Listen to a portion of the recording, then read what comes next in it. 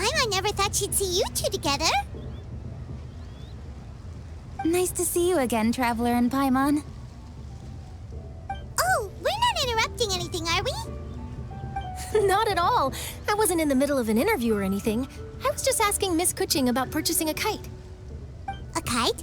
Are you buying some regional specialties to bring back to Fontaine? Well, yes. And... It seems you haven't heard yet. The theme of this year's Lantern Rite is kites. Oh, so that's why Paimon has seen so many floating in the sky. Liyue Harbor is always changing, so it is only fitting that Lantern Rite should change in turn. The Qixing believes it would benefit Liyue to build on our own cultural foundation by embracing the technologies of other nations. After all, it is said that the stones of another mountain may serve to better polish one's own jade. yeah, remember my business meeting with Tianquan Ningguang the last time I was in Liyue Harbor? That's what it was about. But all I really did was use my network to introduce Lady Ningguang to some interesting people. I'm not sure that quite counts as fostering cooperation. In the end, we decided to combine Liyue's traditional art of kite making with Fontaine's mechanical vertical lifting device. Mechanical lifting device? Sounds pretty impressive.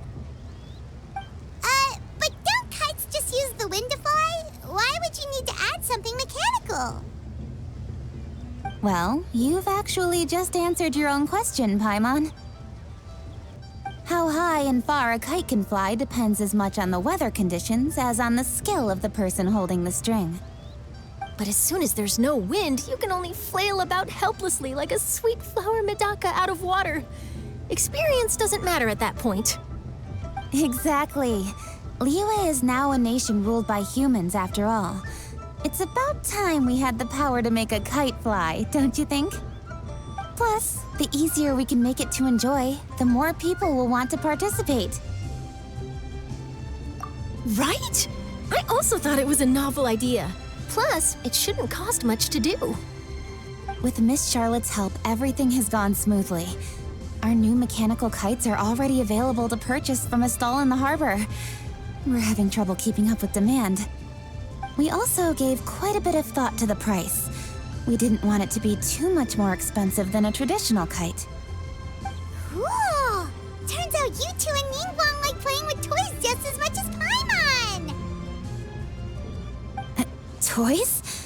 They're not exactly toys. You see, Miss Kuching? That does seem to be everyone's first reaction. Although kites are one of our most time-honored cultural relics, outside of their use in certain ceremonies, I suppose they're considered playthings more than anything now. But to me, there's so much more than that. Think for a second about how remarkable it is that a flimsy paper kite attached to a string has the capacity to touch the sky. It is this slight piece of paper that also carries the weight of Liyue's cultural traditions. There's an old poem that goes, "O kite born of paper, flying true and sound, a lone traveler wanders, just waiting to be found."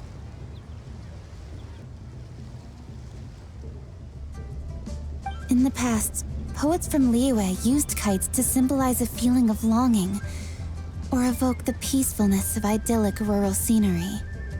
If the people of today can derive enjoyment from this activity, they will not only be more likely to better appreciate the tradition, but also to pass it down to the people of tomorrow.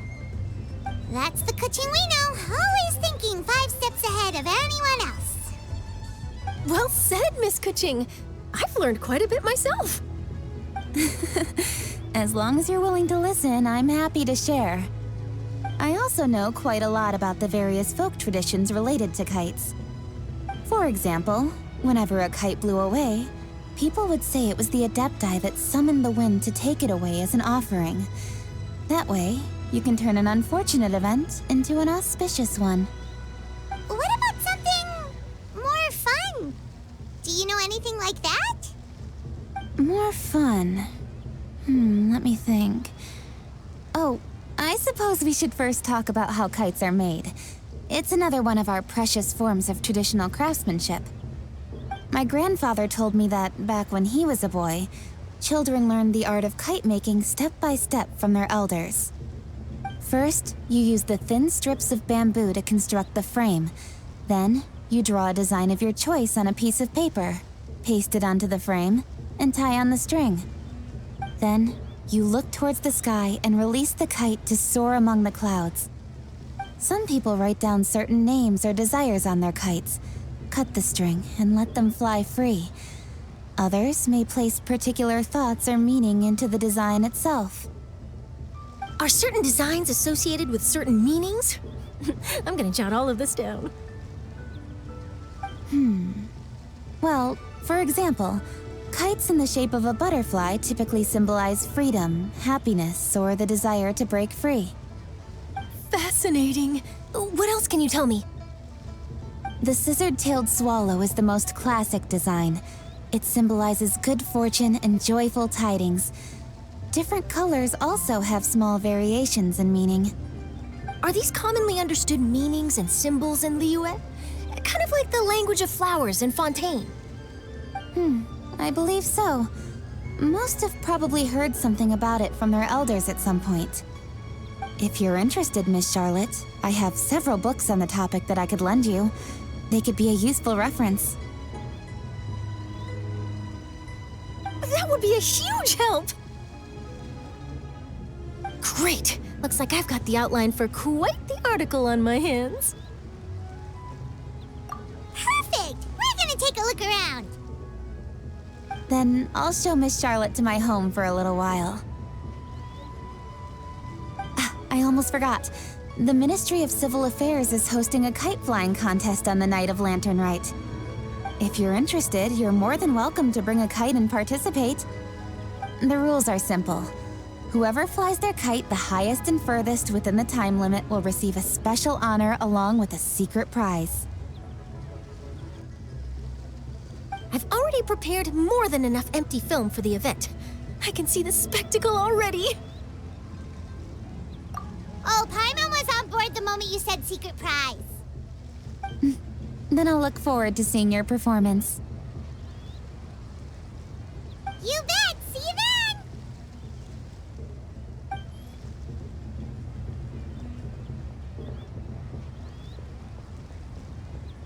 Wait, Traveler? Take a peek to your right. Do you see those two people lurking over there? Is it just Paimon? Or were they staring at us the whole time we were talking to Kuching and Charlotte just now? They seem fishy. Great, so it wasn't just Paimon. Do you think they could be treasure hoarders? They always seem to be stirring up trouble during Lantern Rite. Oh, Paimon's sick of waiting around for something bad to happen. We should strike first, you know. Foil their plans before they even begin. You go right, Paimon will go left.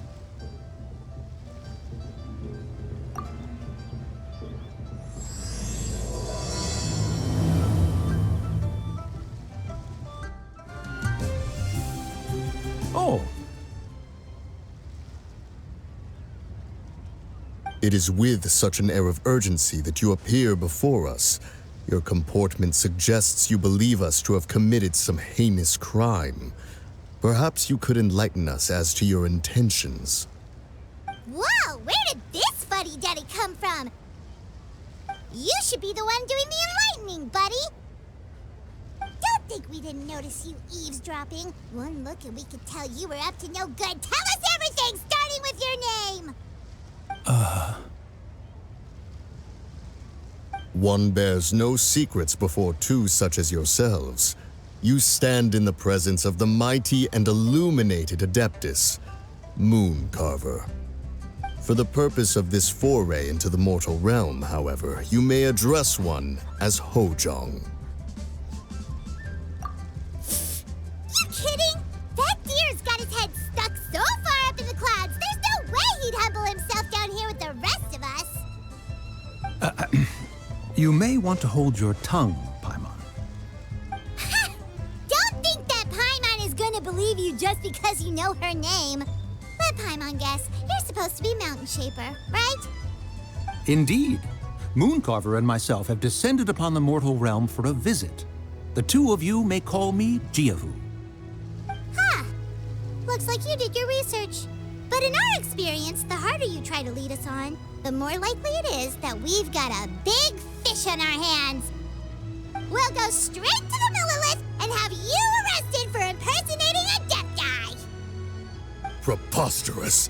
Utterly preposterous. Right.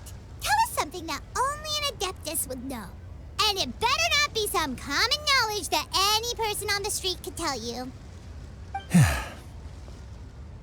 During the last Lantern Rite, we gathered at Mount Hulao with Rex Lapis and made use of Cloud Retainer's supreme cuisine machine to prepare bamboo shoot soup.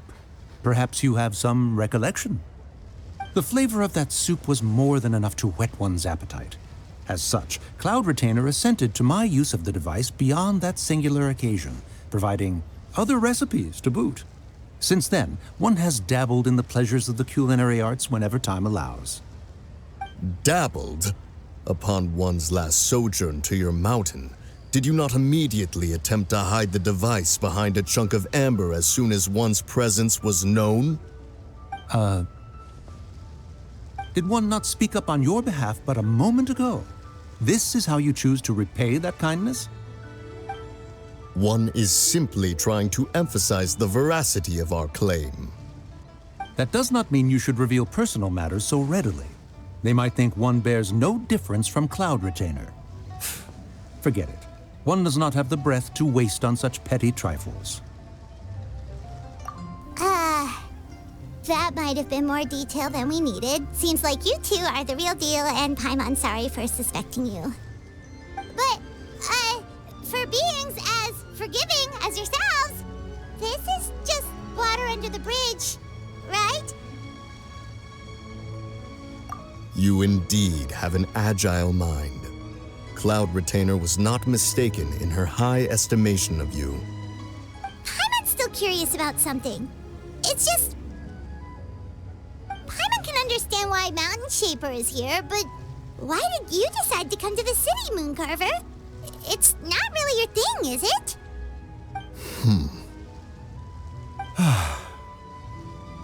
It is but an inevitable eventuality. Long have the mountains remained strangely idle since Cloud Retainer's move to Liyue Harbor. With Lantern Rite near at hand, one would expect Cloud Retainer to provide us with an account of the festivities in advance. Yet to this day, she has failed to appear. Cloud Retainer is hardly the forgetful sort. One must never rest idle in the face of that which demands action.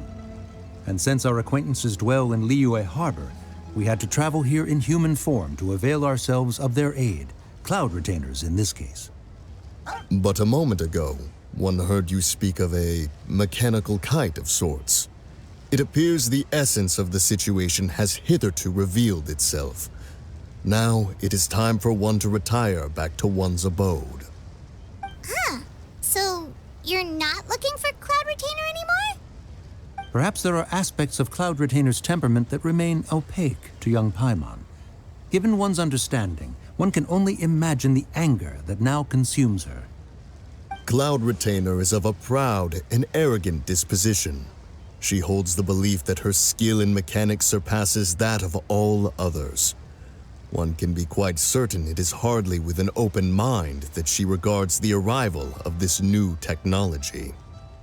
One surmises that she has shut herself away, refused all company, and buried herself in the study of her own creations. To call on her would only invite her rebuke.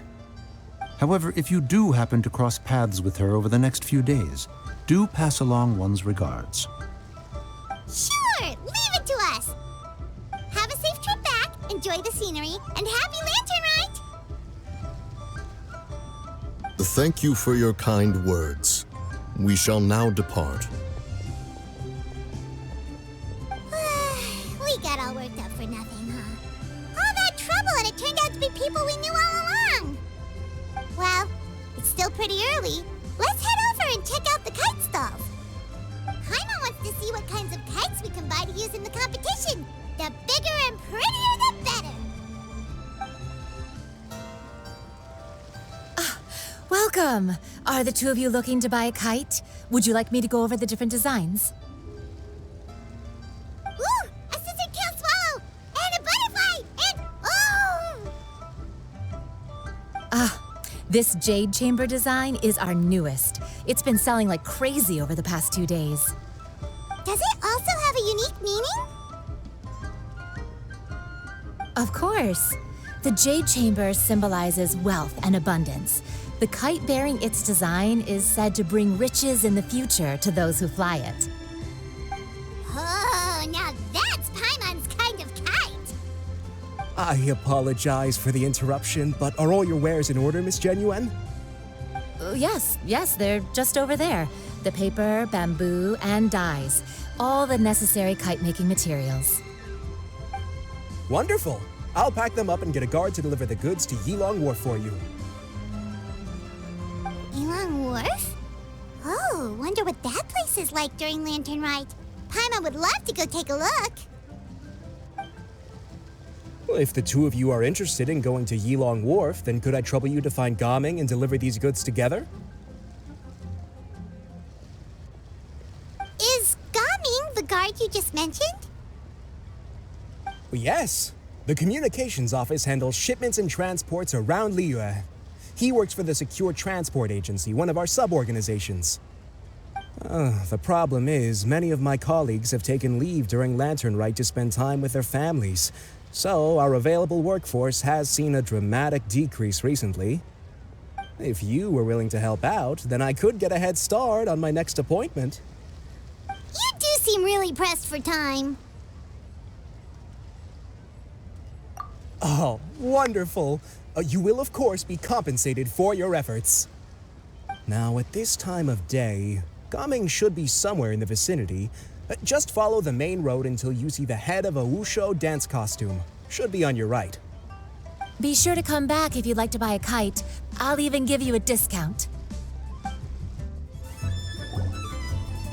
Wait, I thought we had an agreement. Loser buys dim sum tomorrow? Look at you, scowl like that for much longer and your face might stay that way. Hey now, don't be upset. How about this? You extend the invitation and I'll pay. No way, Gaming. You're always the one picking up the tab.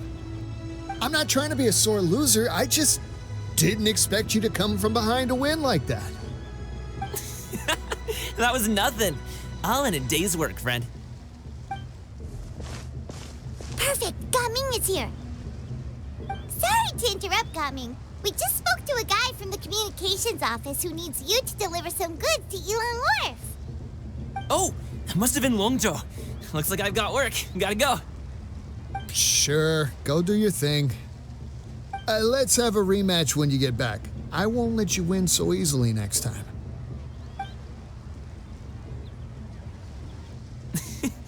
Alrighty, you can hand the goods over to me. Must have been heavy hauling them all this way. Let me take them off your hands. It wasn't that bad. It's just some kite-making materials. Plus, we didn't have to walk very far. Kite-making materials. I see. I'm glad it wasn't too much trouble, Paimon. Still, I owe you one. Ah, and you must be the traveler. It's nice to meet you. Thanks for your help. Huh? You know us? There probably aren't many in Liyue who don't. I've heard quite a bit about you two.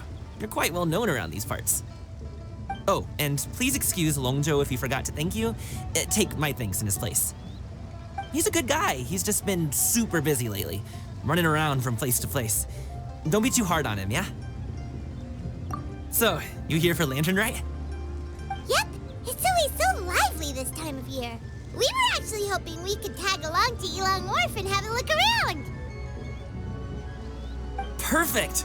We'll go together then. I'm good with directions. Follow me. Trust me, I know my way around. We can exchange stories, tell jokes, or just chat along the way. Oh, and there are a couple of good places to eat along our route. We can stop and grab a bite when it's time. The ingredients are fresh, the portions are generous, and the prices won't break the bank. You can order anything, and I promise, you won't be disappointed. Order anything? Hey, Hey, did you really have to call Paimon out like that in front of our new friend? Don't worry, I understand. I joke around like that with my friends, too. It just shows how close you are. Do you need to pack anything up before we hit the road? I can wait. Nope, our things are always packed and ready. We're pretty much travel experts at this point. Oh, that's right. Then let's get going. If we run into any trouble, you can count on me to protect you. I am a guard, after all. Ooh, the docks are just a bit further. One step at a time. Hang in there.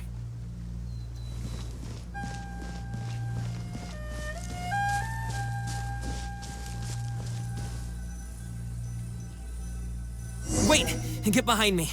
I'll handle this.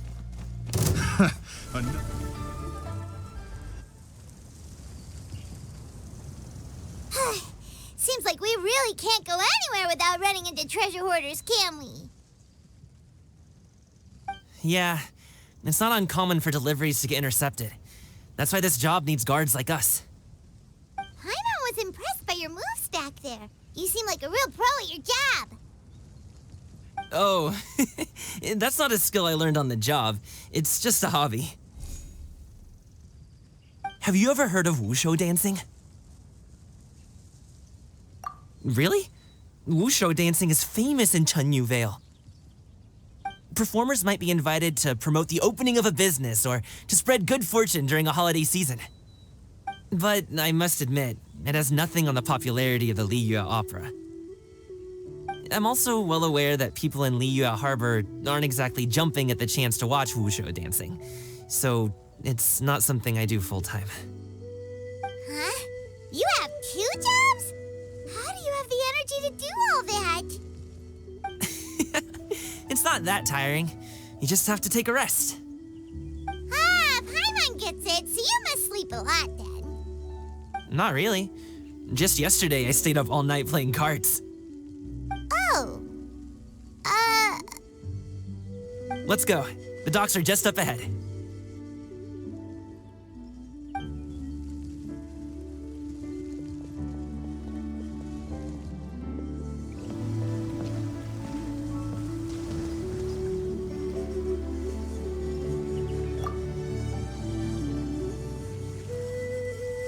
Finally, we can rest.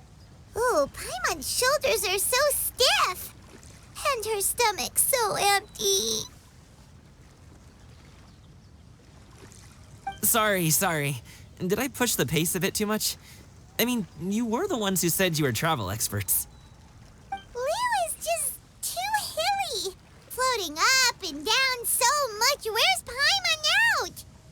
Oh, Paimon was finally satisfied and now her poor stomach's empty again. Aw, would you like some winter melon cake? I have some on me that I bought from a store. Yes, Paimon will take all you got. You might want to pace yourself there, or you'll be too full to eat a proper meal later. Paimon never gets too full. Just like you apparently never get tired, no matter how far you walk or how many jobs you work. Ah, I see. Then here you go, Paimon. And for you, traveler. Enjoy. And here's some for you too, Uncle Bosu. Don't think I forgot about you, my friend. I'll just set it to the side here for you.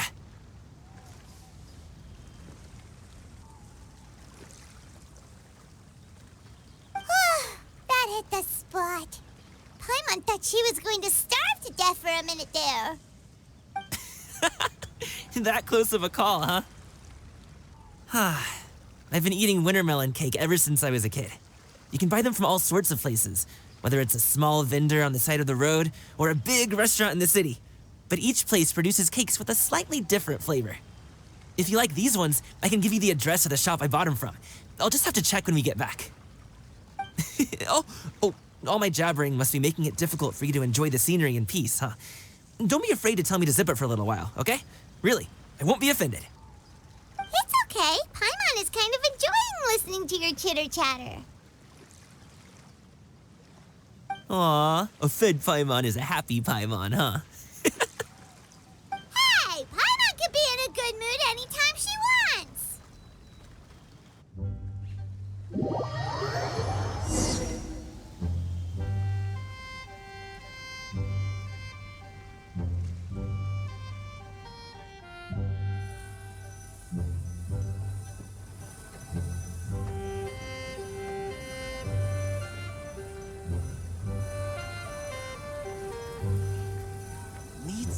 fresh bamboo for this.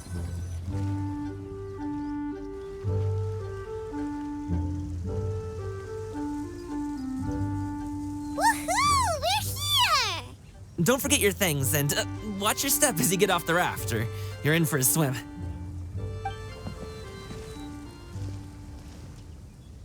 Thanks for the ride, Uncle Bosu. You take care of yourself now. I'll see you some other time. Okay, follow me.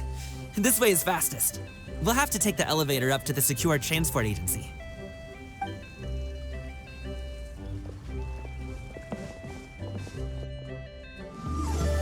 Hey! Slow down. I'm begging you. What is it? No one's gonna try any funny business when the street is this packed, right?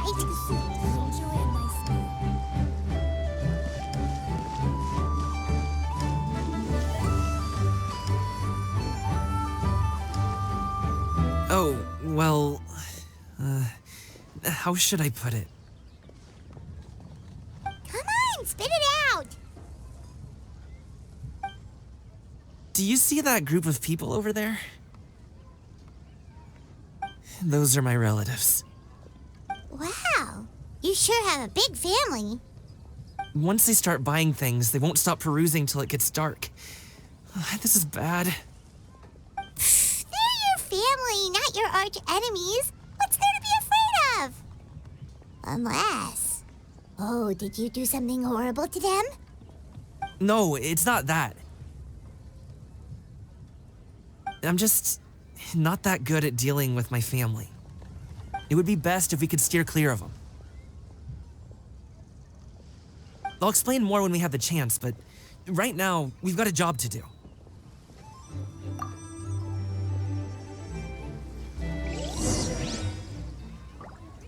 The left side looks pretty packed. Let's go straight. Slow and steady wins the race.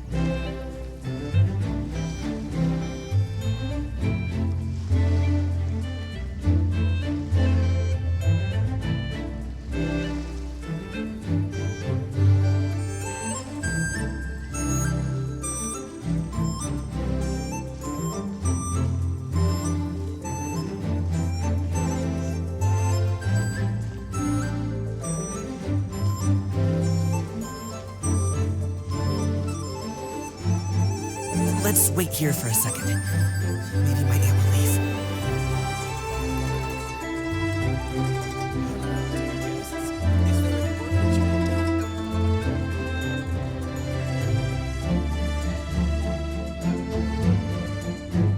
She's gone. Let's go.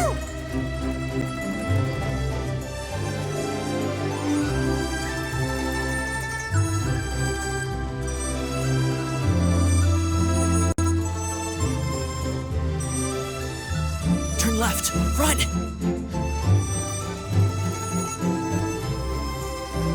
To the right and... Wow, you guys are good. I'm impressed. That was nothing. It was a piece of cake. Oh, winter melon cake to be exact. You really liked it, huh? Ooh, you know what? I'll buy you a whole bunch and pile them so high you could swim in them. As long as you don't wind up drowning, Paimon. Hey, Uncle Drugway. These are my friends, the Traveler and Paimon. They came to deliver some goods with me. So, I guess I'll go ahead and take these over to Uncle Yongzan then? Yes, thanks for your hard work. I should thank you both for your trouble as well. Please take a seat and rest for a bit. I'll prepare some tea. No need. We'll be off soon anyway. Hey, we're already here, aren't we? No harm in taking a load off for a bit. Plus, I know the Secure Transport Agency has some great Songhua tea stashed around here somewhere. I promise you, one sip and you'll be hooked. Anyway, you just sit down and relax, Uncle Drugway. Who would I be if I just sat here and let you go through all this trouble? Leave this to me. I have to be up and about to drop these goods off anyway. What's a little extra time on my feet? Oh, you aren't too picky, right, Traveler? I know Paimon prefers things on the sweeter side, so I won't steep the tea too long. And I'll add some dim sum pastries on the side. Aw, you noticed what Paimon likes? How long have you two known Gaming? Oh, not long at all. We just kind of tagged along on his trip to Ylang Wharf. He's just a super welcoming guy. We became friends, just like that. That's just how he is. He's the attentive sort, really knows how to look after his own. A while ago, one of our guards had to take off work, said his joints were hurting due to the rain.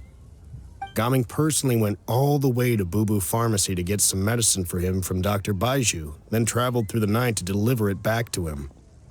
That young man has such a good head on his shoulders. How can anyone not love him? I mean, there is his dad, but, well, ask anyone else. Uncle Yongsan says he doesn't have the personnel to spare for this delivery right now. So what do you think, Uncle Jirgui? Should I go ahead and deliver it instead? It feels like we've troubled you enough already. It's kite-making materials, though. Could be for a kid. I'm sure the sender wants it delivered before Lantern Rite. Oh, by the way, here, have some tea.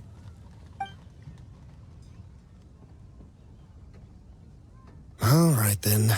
Deliver it if you want to. Ooh, are you free in 2 days? How about we grab some dim sum from Shinya Kiosk? My treat, and don't even think about trying to pay. Whoa, that's way too generous of you. Don't mention it. Just think of this as a thank you for all your help.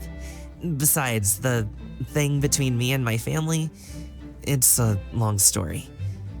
It might take some time to tell. Sounds good. Paimon never says no to free food. All right, then I'm off. See you in 2 days. Oh, and Paimon, make sure not to eat too much before then. Don't say I didn't warn you. Is he underestimating Paimon? She's just gonna have to show him how much she can really eat. Anyway, is Gaming's family situation really that complicated? He has such a happy-go-lucky personality. Plus, he's an enthusiastic and diligent worker. It's hard to imagine a guy like that being troubled by much. How should I put it? Since he already plans to tell you himself, you don't need an old man like me to add my 2 cents. You seem to be around the same age, so you might have a lot in common. Perhaps you could help him talk things through. Consider it a favor to me. If you have the time, maybe you can make a little flag for us to wave about. It can say, "We provide aid in spades." Couldn't hurt to advertise our services, right? Well, I can certainly arrange that. Is there anything else you wanted to say? Wait, seriously? Paimon was just joking, but if you're going to get us something, she'd much rather have winter melon cake instead. Seems like Gaming really has rubbed off on you. Would you like some more tea? I think there's some left. No thanks. We came all this way and still haven't gotten a chance to look around the wharf. We should see the kinds of kites they got. Maybe they'll have ones you can't find in Liyue Harbor. All right, then. Please do let me know if you'd like more tea. You're welcome to stay as long as you like.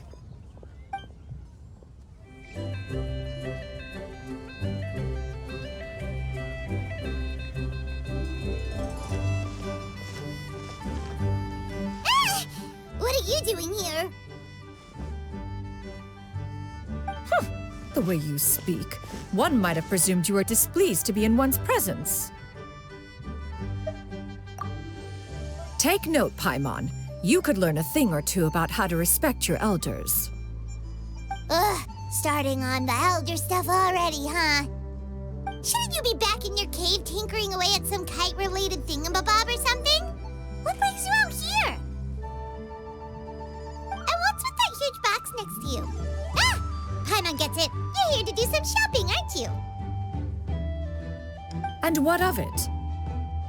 The Qixing's decision to integrate Fontanian technology into said kite-flying competition is of no consequence to oneself.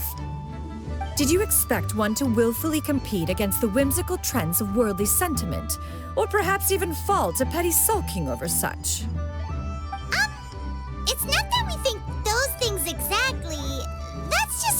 Shaper and Mooncarver told us, or Tia something, and Paimon can't be bothered to remember what their aliases were called.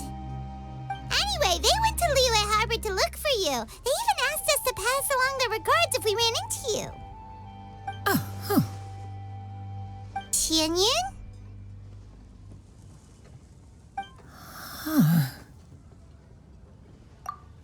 It appears time has quite flown since one's arrival in Liyue Harbor.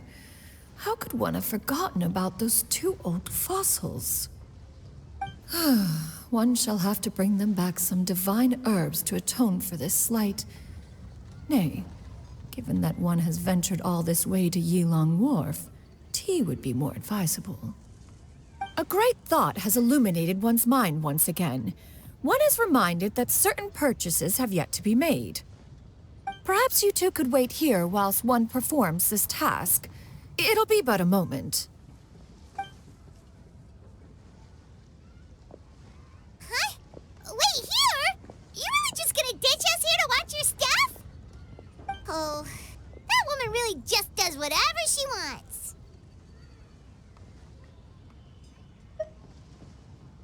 Hey, not you too, Traveler! Oh, all this Paimon ditching is super not appreciated. Just come back soon, okay?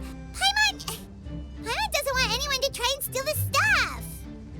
Welcome. Please have a look around. We only sell teas of the finest quality, sourced directly from Chaoying Village. Might I recommend the Sunglo variety? It's one of our specialties. Now, that sounds promising. One will bring some back for those old fossils, and all will be well. 2 boxes will do. Wonderful. By the way, we're actually running a special Lantern Rite promotion. Buy 3 boxes, get 10% off. 4 boxes will net you 20% off. 20% off 4 boxes. This merchant strikes a fair bargain. One might as well give some to Morax and Ping, too. Then 4 shall suffice. I see. Are you intending to give these as gifts? If so, perhaps I can interest you in these exquisite gift sets. Buy 10, get half off. Look at the magnificent design, and the red ribbon gives quite the festive flair, don't you think? Such a gift would be sure to impress any lucky friend or family member. 10 boxes. Seems rather excessive. But if one factors in the Conqueror of Demons and one's disciples... 10, a nice round number, don't you think? Course you do. I'll even shave a little extra off the price for you. That is agreeable. One will, I will have these boxed up then. Of course, right away. I see you have quite the eye for fine items, mademoiselle. Perhaps some of my wares might also be of interest to you. I'm a toy merchant from Fontaine. You'll get nothing but the finest and most intricate clockwork toys Mora can buy here. Each one sure to be a source of endless amusement.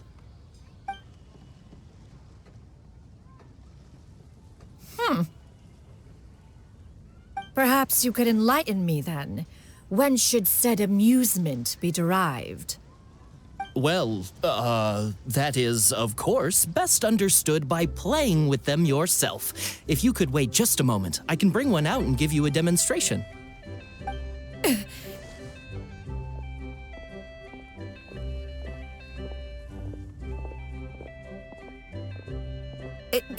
There is no need for that. Mademoiselle. Give me your newest and finest model, and be sure to package it securely. Ah, of course. Here you go. The instruction manual is... I can do without, thank you. Many watchful eyes surround this place. If one were to be spotted purchasing a mechanical toy such as this, a child's plaything no less, it would only invite scandal. But there is no harm in bringing it back to study in secret.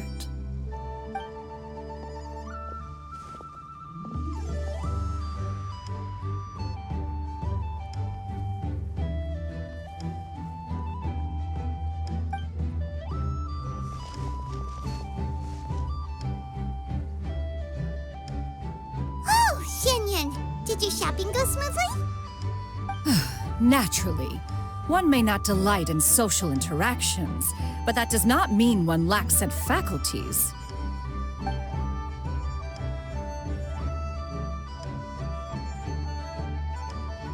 And you two?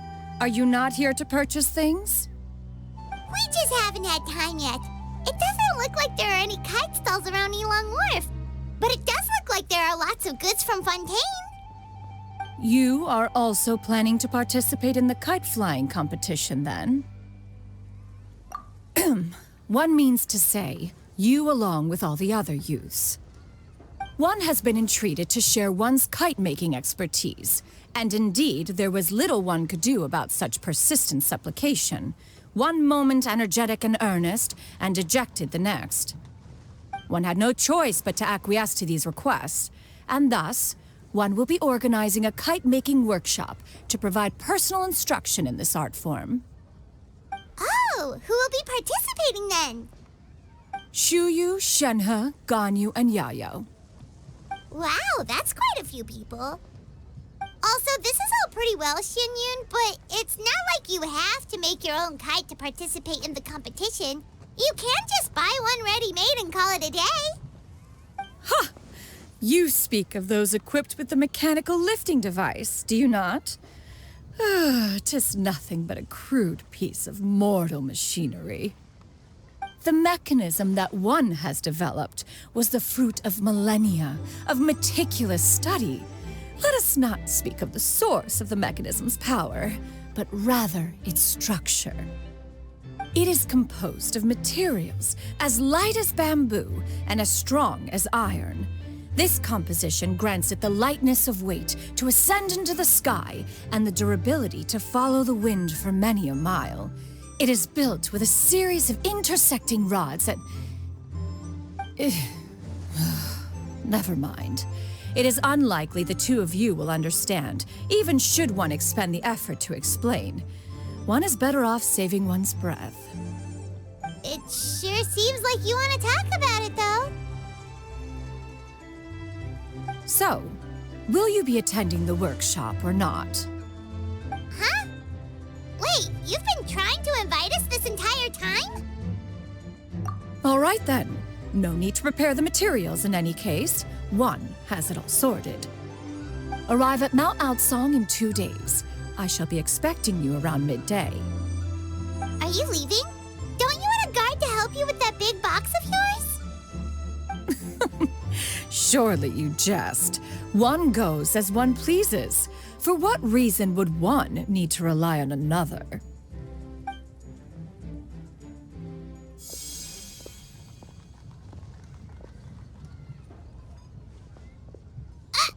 It can float? What kind of invention is that? One calls it the floating toting device. Huh. She seems pretty proud of that one. Look at her walk down the street. She seems so confident, but everyone around her is looking at her all funny. Paimon wonders... never mind. But anyway, that box of hers seems to be full of those mechanical lifty thingamabobs. Not that Paimon was peeking or anything. She just, got a bit unsteady for a second and accidentally brushed the embroidery on top. And wouldn't you know it, all the stuff inside almost came bursting out. Paimon even went out of her way to keep it all together. All Paimon say is that Xinyun sure does try hard to save face. What did she call it again? A crude piece of mortal machinery? Paimon bets she just can't wait to take it apart and see how it's made. Totally. We should probably act like we didn't see anything, though. You know, in consideration of her feelings and all. After all, that is the propriety with which one should comport oneself. When it comes to an elder, right?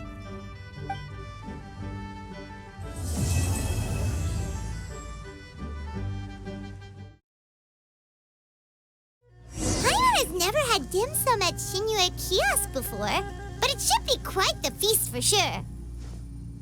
Ooh, and that's Paimon's stomach right on cue telling her it's time to go find Gaming. Let's go! Oh, you're here early. I just ordered. The food should be out in a second. Sit down, sit down. Let's all take a seat. Here, hand me your cups.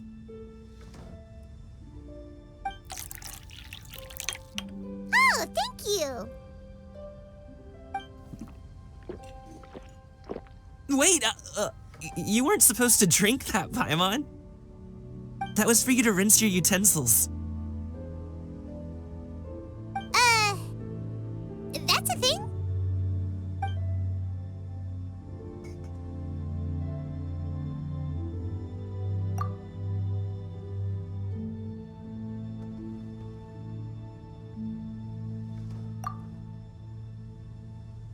Wow, so much delicious food. Do you really eat all this just for breakfast?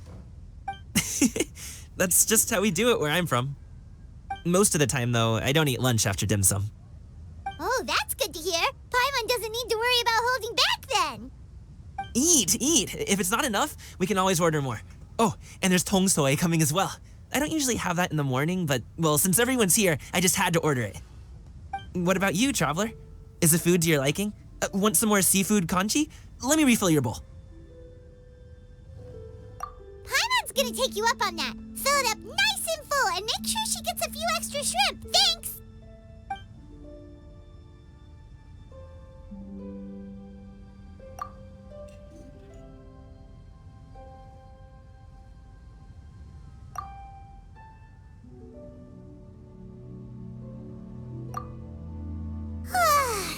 So full.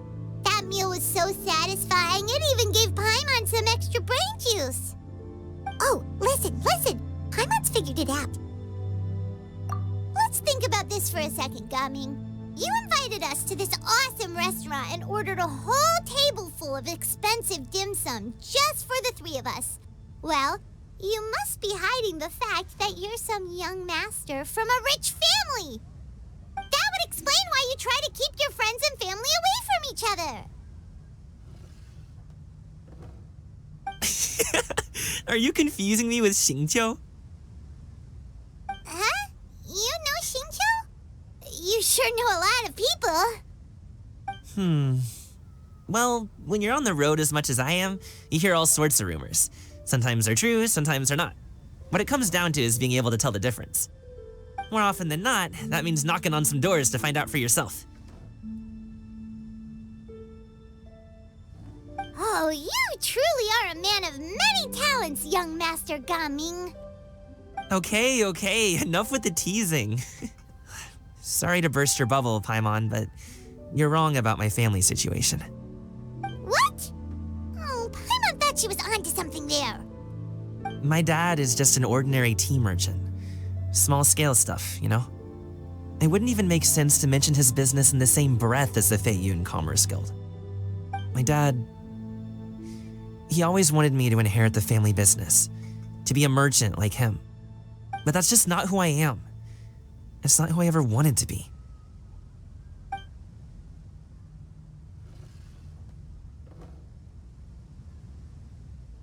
Have you ever talked to him about it? You know, about your interests and aspirations and stuff. Of course I have. I told him I wanted to be a wushu dancer. That I wanted all of Tevat to see what I could do. According to my dad, though, that wasn't a real job. Just a child's pipe dream. Oh, that's terrible. I'm sure he thought I would come around eventually, but wushu dancing has always been the only thing I wanted to do. One day, he tried to get me to visit some other tea merchants to start building the right relationships, but I refused to go.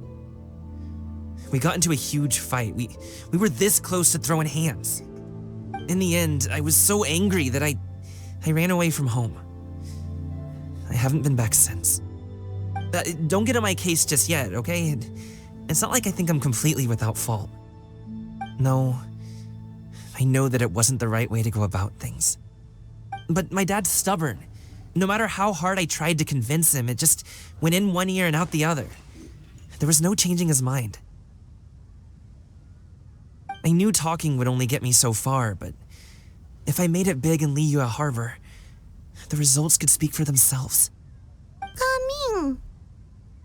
But I'm sure you both already know how that's going. Wushu dancing's just not that big in Liyue Harbor. In the past, I would go door to door from store to store, asking if they would be interested in hiring a performer. Most times, I wound up eating nothing but humble pie. And you can't just rely on dreams to put food on the table, right? So I found a job as a guard to make some money. And now I have enough to get by and then some. Still, change takes time. Gotta take it slow, you know? Paimon understands. Okay, enough of all that serious talk. Our tea's getting cold. Ooh, let's do something fun this afternoon. What do you say, huh? I'll organize. Actually, we kinda already have plans this afternoon. We told Xianyun that we would go to her kite-making workshop. Oh? Are you interested in kite-making, Gaming? Oh, no. It's just that I happen to know Auntie Xianyun. That title certainly humanizes her a bit. Oh, I know that she's an adeptus. I met her during a delivery once. But hasn't she been in the city lately? She's even tried, with some limited success, to change her terms of self-address or something like that. She came to see me a few days ago to ask about luminescent dyes. Oh, wait a second.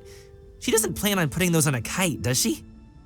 Is that not something you can do? It's one thing to use it on cloth, but applying it to paper is another matter entirely. Why couldn't she tell me what she wanted them for?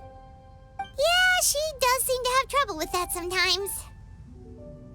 It would be such a shame if everyone worked so hard on their kites only for them to get ruined in the end. Okay, I'll go with you. If Auntie Xianyun wants to use those dyes on a kite, the formula will need to be changed. Great! The more the merrier!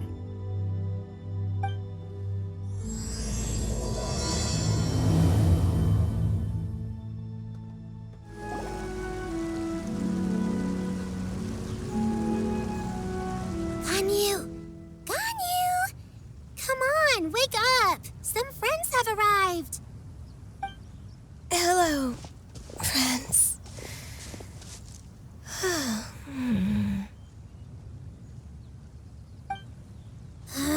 Ganyu!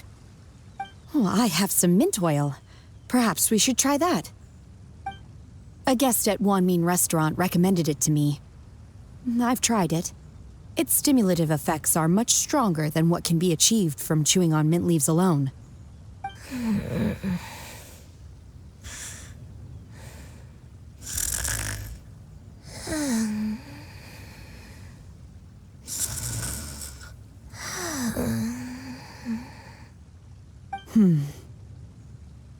Apologies in advance. Wait! Shenhe? Not there!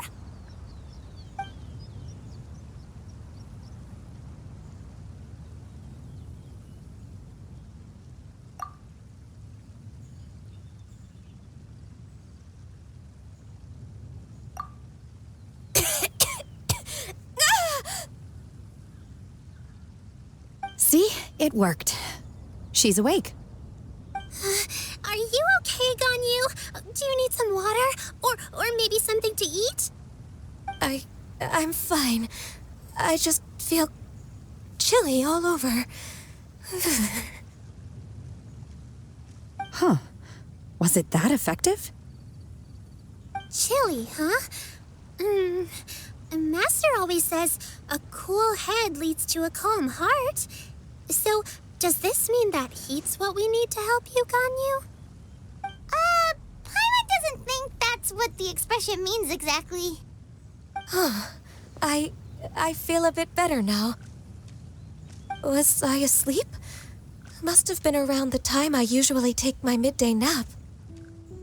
Did you not sleep last night? That does seem to happen to you often. Perhaps you should come work at Wanmin Restaurant with me. We get off at 10 on the dot every night without fail. I could never. I'm sorry. I seem to have missed your name. You are... Me? My name is Gaming. I work as a guard for the Secure Transport Agency. Gaming. The name sounds familiar. I believe I've heard your name mentioned around the Ministry of Civil Affairs.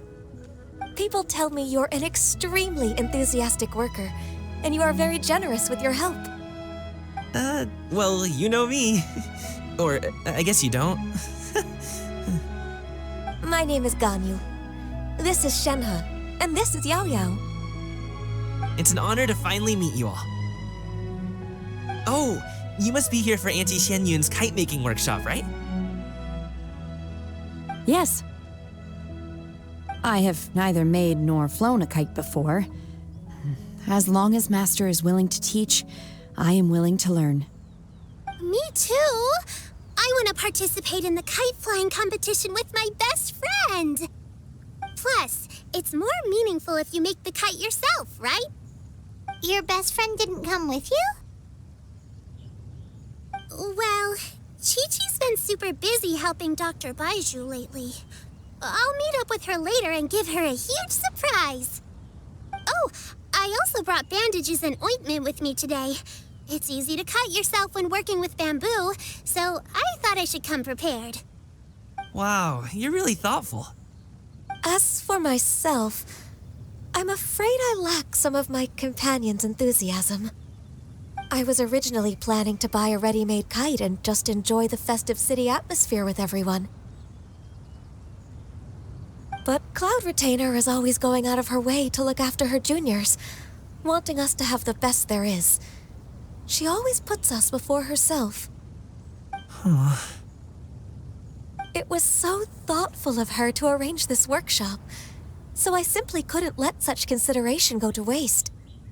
My motivation for being here might be a little different, yes, but I'm ready to put in just as much effort as everyone else. Well, we're all here, but where the heck is Xianyun? Shouldn't she be here by now? Who is it that speaks of oneself in such an ill-tempered tone? Oh, come on! You clearly heard Paimon! Master stopped to buy grilled tigerfish to share with everyone. Come get it while it's still warm. Oh, Paimon, sorry, Miss Illuminated Bird! Paimon always knew you were the smartest, coolest, and prettiest Adeptus. Someone as wonderful as you is sure to have brought enough for Paimon as well, right?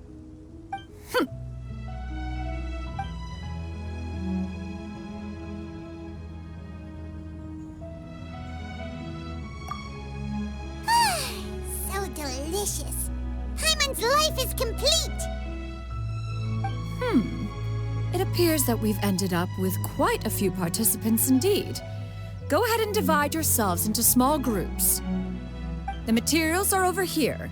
The regular dyes and luminescent ones have been clearly marked. Use them as you see fit.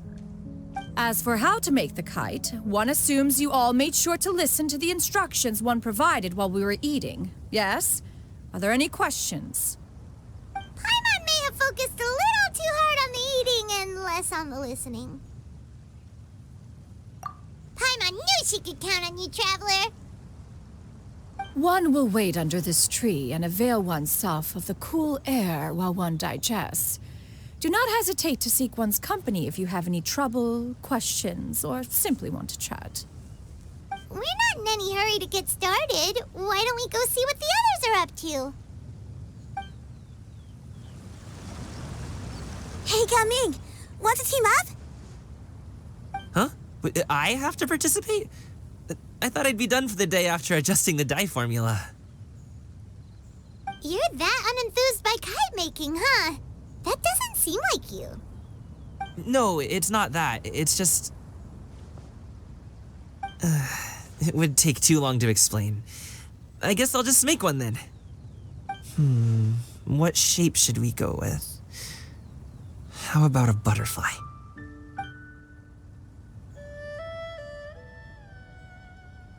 What do you think, Shuyu? Is there a particular design you want? I want a swanee!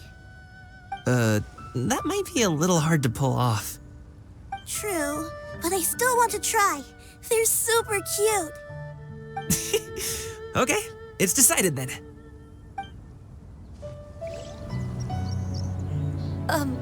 Shenhe, it would be great if you could refrain from putting things on my horns from now on. They're really quite sensitive. I see. My apologies. I shall remember that in the future. Thank you. No harm done. Good. Could I touch them just once more, though? No oil or anything this time. I've just always wondered what Miss Ganyu's horns feel like. Huh? Please, I told you. Just call me Ganyu. Well, all right. Just be gentle. Firm to the touch with no discernible temperature. Oh, not unlike certain medicinal plants I've eaten before. Still, Ganyu appears to be shaking like a cat whose whiskers have just been touched. I should stop. I see. Then I'll apply the oil to your forehead next time. Oh, no need. I'll just refrain from taking afternoon naps outdoors. Anyway, we should probably get started on our kite. It won't be long before Cloud Retainer comes to check on our progress. Perhaps we should just choose the most traditional style. Okay. Well, they seem to be getting along swimmingly. Let's not disturb them.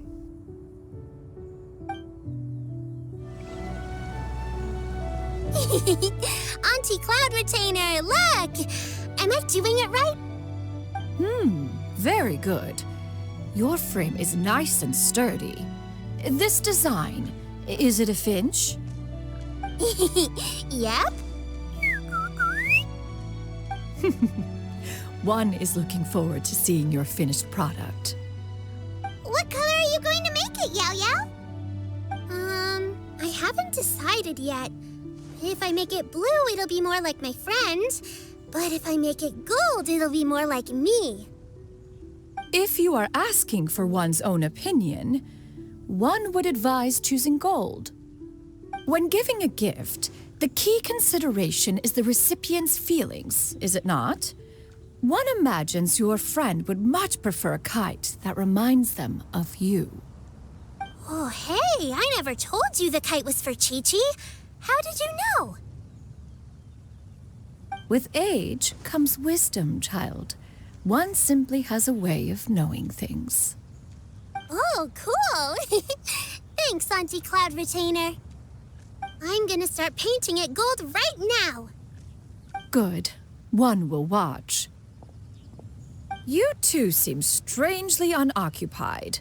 One was under the impression that one was supposed to be doing the relaxing. Is your kite finished? We actually haven't started yet, but we're going to start, right now.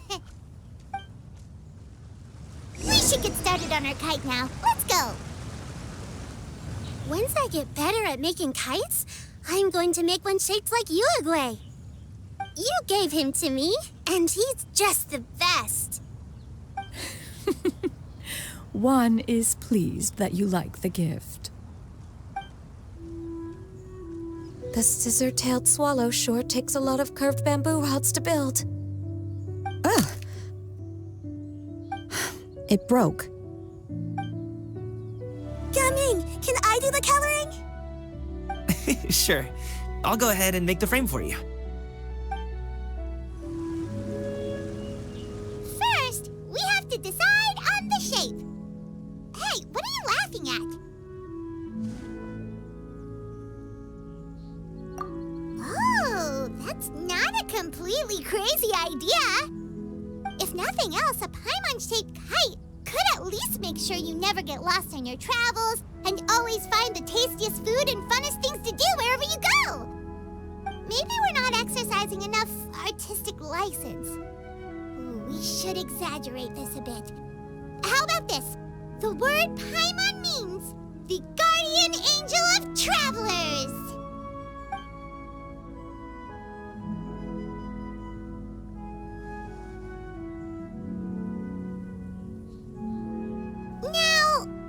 expression should we give her, since the kite is going to be flying super high in the sky?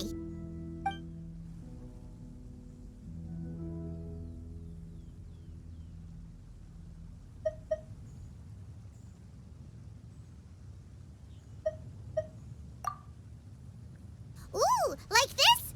Ooh! The title of Champion Kite Flyer is mine!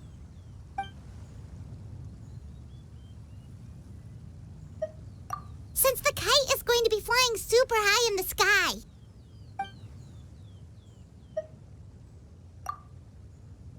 It's too high! Someone save Paimon! She's about to faint! Like that?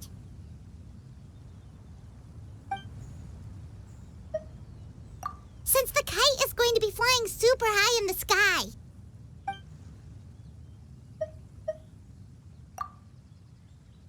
Oh, Paimon totally didn't do anything wrong. And even if she did, she doesn't deserve to get shot up into the sky for it. Something like this, then. Since the kite is going to be flying super high in the sky. Ooh, like this? Ooh! The title of Champion Kite Flyer is mine! Now that we've decided, let's make it happen!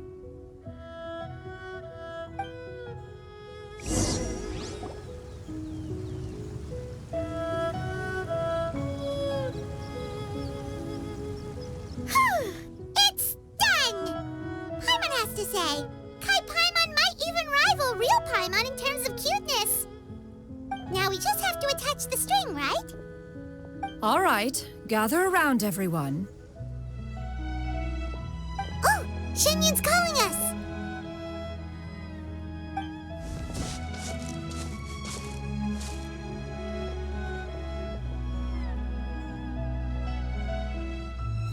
Let one take a look.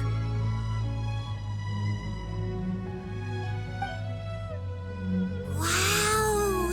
Ganyu and Shenhe made a scissor-tailed swallow! It's so pretty.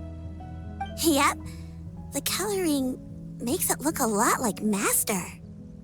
If the tail wasn't split in two like that, it might even be a spitting image.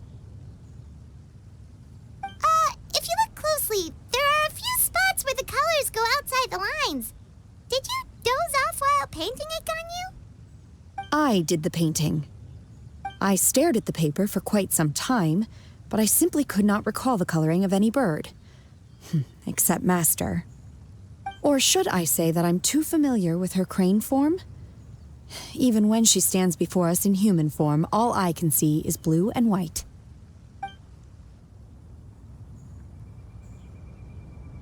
Oh, well, now that you mention it, Paimon can see it too. Exactly. So I simply closed my eyes and painted from memory. No way. You can paint with your eyes closed? Wow, the disciples of Adepti really are something. You are most filial, Shenhe. One is flattered by the likeness. The Swanee that Gaming and Shuyu made looks very majestic. I'm sure it'll look even more impressive as it soars through the sky. The eyes and ears glow in the dark, so you're sure to see it at night. Your golden finch is cute too, Yao Yao. It's all thanks to Auntie Cloud Retainer's guidance. What about your kite, Traveler? Ta-da! Here it is! Its self-important countenance bears a striking resemblance to that of its namesake. It makes her look like she's already won the competition. Well, that's gonna happen one way or another.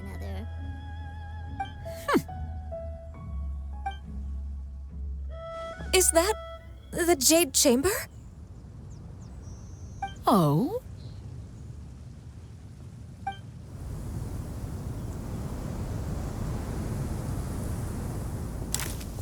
Who dares attempt such a flagrant display of impropriety by releasing a kite into one's territory without one's permission? Oh, and to do so by making use of this crude piece of mortal machinery. One simply must know who it is that possesses such impertinence. Continue attaching the strings, everyone. One will be but a moment. Cloud Retainer! Traveler, Paimon, could I trouble you to go after Cloud Retainer? Master's going to be okay, right? I'm more worried about the person who released the kite.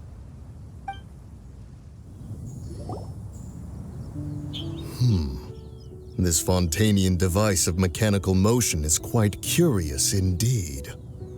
Now is hardly an opportune time for your musings. Someone among us was not sufficiently attentive, and now the kite has vanished. Calm yourself. Do you have any recollection of its last location? One believes it drifted in the direction of Mount Outsong. Perhaps it is mere happenstance, but one feels a certain sense of dread at the thought. Your concern is misplaced, surely. Cloud Retainer is either in the city looking after her disciples, or secluded in her abode attending to her research. She will not notice that kite. On the subject of said kite, however, one simply must remark on the genius of its windless lift technology. One cannot help but surmise that its ingenuity rivals that of Cloud Retainer's creations.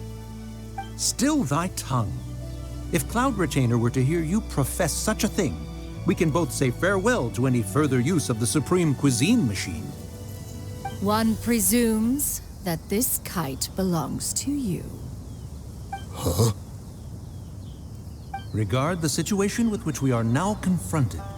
This is all your fault. One's fault? One seems to recall that releasing the kite was no solitary endeavor. Say something, Mountain Shaper. Surely you can think of something to appease her. Further explanation shall only fan the flames of her wrath. It would be better to stay silent and retire at the earliest opportunity. We can hardly avoid her forever.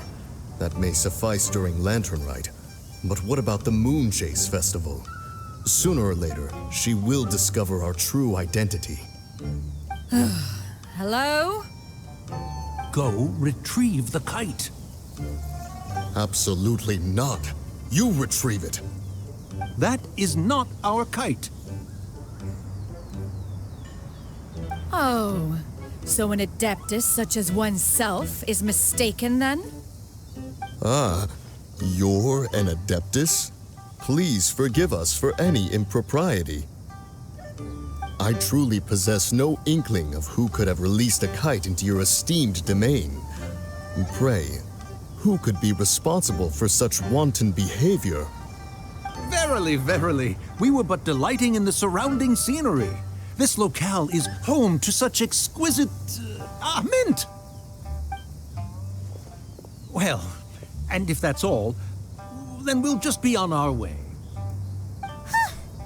We finally caught up. You sure do fly fast in your illuminated bird form, Xinyan. Mooncarver? Mountain Shaper? What are you doing here? You! Okay, now Paimon's getting a weird vibe. Did she say something wrong? It is of no consequence. Long has one seen through their disguises. One was simply curious as to how long they would keep up the act. Then you are not angry? How could one feel anger at the sight of two old friends enjoying themselves? One is also well aware of how enticing these city novelties can be. We were simply consumed by a fit of festive spirit. Seldom do we get the opportunity to partake in the delights of the times. However, we are far from being as adept as you in matters that require a deftness of hand. No worthy kite could be born of our own making. Thus, we could only take the convenient route, so to speak.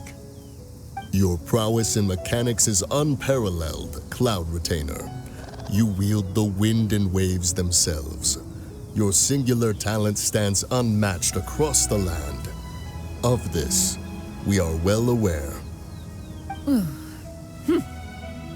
Paimon has guests to attend to. We will have to convene again some other time.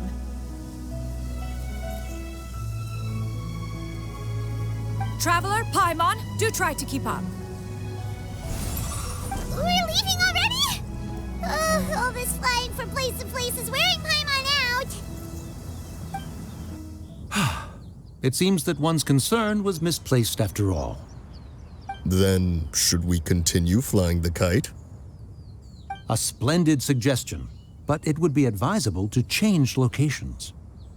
Perhaps your mountain would suffice? It is more than spacious enough. A fine idea. A fine idea indeed.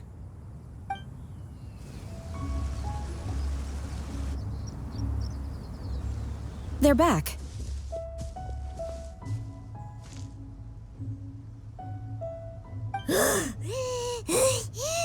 Paimon's pooped. Hi. Why are there only 2 of you left? After you left, Yao Yao and Shu Yu tired themselves out playing with their kites. Gao Ming offered to escort them home. Before he left, he said something that I don't quite understand. Oh? What did he say? He said, a kite is always tied down no matter how far it flies or how high it soars. Its tether prevents it from ever truly flying free. He looked quite dejected as he said this. Now that you mention it, Gao Ming did seem to have a rather strange attitude towards kites. A reflection of himself. If I were a kite, I would cherish that tether as a symbol of kinship and the bonds that tie us and... Shenhe?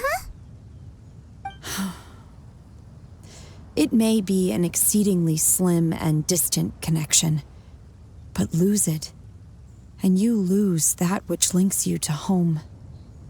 If Gao Ming truly sees a kite as a reflection of himself, then I fear I understand his words even less. Well, people often have different points of view depending on their mindset and experiences, right? It's actually quite normal. Just like some people can eat spicy food, but others won't go anywhere near it? Exactly. That's why tolerance and understanding are as important as they are. Tolerance and understanding? What brought about this conversation? Did one miss something? We were just chatting. You don't have to butt in on every little thing, you know. Where were you anyway? One was merely doing a bit of cooking. Night fast approaches. If you are otherwise unoccupied, one would entreat you to stay and eat before you depart. Oh, it's been so long since I've had the chance to enjoy your cooking, Cloud Retainer. Worry not. One has prepared a variety of meat and vegetable dishes. One is more than familiar with everyone's culinary proclivities. Shenhe, Ganyu, come with me. Whoa, what's with all the secrecy? You're not trying to play favorites, are you? If you're ready to serve the food, we can help too.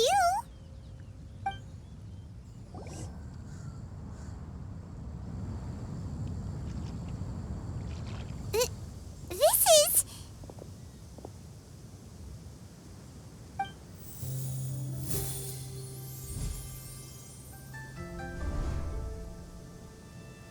Oh, I can feel the wind brushing against my legs. This is a bit embarrassing.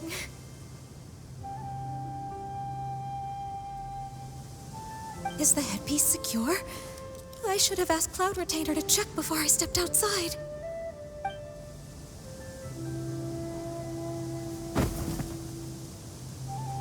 How do we look? Huh? She asked them just like that? You look pretty too, Ganyu! Oh, how should Paimon put it? You both look so elegant and refined. Those outfits really suit you both. Given that one employed the services of the best tailor in all of Liyue, one would expect nothing less.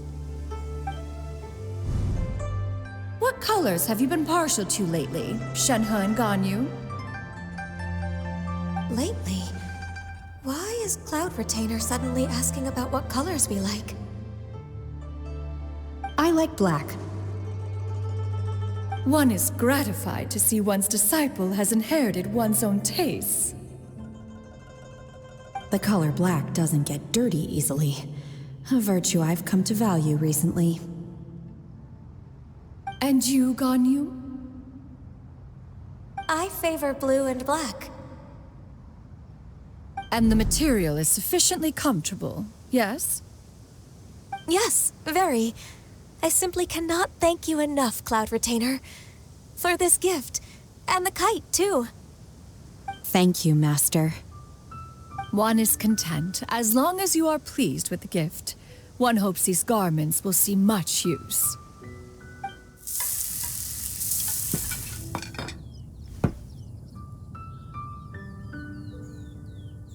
Seems like your supreme cuisine machine is just getting better and better, Xinyun! This golden crab's particularly good. The shell's deliciously crunchy, and the meat inside is so succulent and sweet! Paimon can't stop eating. It's a good thing Gaming isn't here, or Paimon would have to duel him for the food. You know, with chopsticks. He traveled all this way on account of the kite-making workshop, and he spent the whole afternoon looking after Shuyu. One was hoping to treat him to a meal. Oh well. One will just have to extend one's thanks in person. It's rare for someone to make such a good impression on you, Cloud Retainer. One has high standards. He appears to be a young man of much merit, and one is not the type who would see such potential squandered. It appears that he wishes to break free from the kite string that tethers him. Kite string? Huh, what strange metaphors you speak in, Shenhe. Ever since you returned from one mean restaurant, your turns of phrase render one at quite the loss. Where do we even begin? Oh, do you know about the conflict between Gaming and his dad, Xinyun? One has only heard that the two are not on good terms. He ran away from home and hasn't been back since. Oh? Ran away, you say? Oh.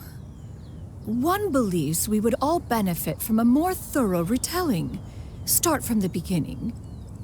Oh, okay. Paimon just hopes he won't mind. What? This shall not do. Lantern Rite fast approaches. We must make haste. As one was contacting various tailors around Liyue, one could not help but be reminded of Menogias. He possessed a singular talent for clothing design. He had an exquisite eye, not just for fabric selection and color pairing, but also for what accessories could best accentuate a garment's overall styling. At a gathering of Adepti, Bonanis once complained in secret to some of the ladies in attendance that the skirt Menogias made for her was too long and impractical, lamenting that it would only hinder her in battle. However, when one asked Menogias his opinion, he remarked that the train of the skirt would serve to enhance her adeptal countenance by exemplifying a certain elegance. Menogias was that type of person. When it came to topics relating to garments and accessories, not even Rex Lapis could best his stubbornness. And later... one seems to have strayed off topic. One means to say that Lantern Rite should be a day of reunion. It is a time to address problems before they turn into regrets. Fate is fickle. The cruel reality of this world is that suffering and misfortune can befall any of us without design or reason. If there is a chance for young people to remain insulated from this reality, one should do one's utmost to make it so. Do you have any ideas, Cloud Retainer? Perhaps adeptal arts could be of use. No. Mechanics, perhaps. One fails to see its use in a situation such as this. Is there anything I can do to help? Combining our efforts is a fine idea indeed. Aha! One has an idea. How about this? Does that make sense to everyone? Yep. Oh, Paimon really hopes this works. One's designs never fail. Now then, I counsel rest for all, and to make the necessary preparations. One shall see you in 2 days.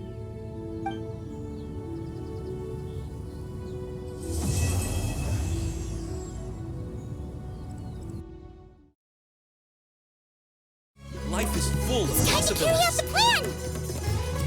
Let's go find Gaming! Hope everything goes well.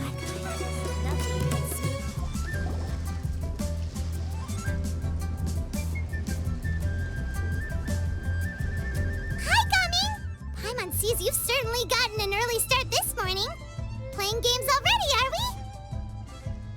Who won this time? You the one buying dim sum again? Hey, when you put it like that, it makes it sound like I'm always the one losing. Ah, perfect, you're all here. There's an important commission I need your help with. All right, I've got the time. Where are the goods? It's not just goods this time. I need you to escort a tea merchant and their wares from Chaoying Village to Liyue Harbor. A very important client has requested to meet with him. Sure. What's this merchant's address? Well, here.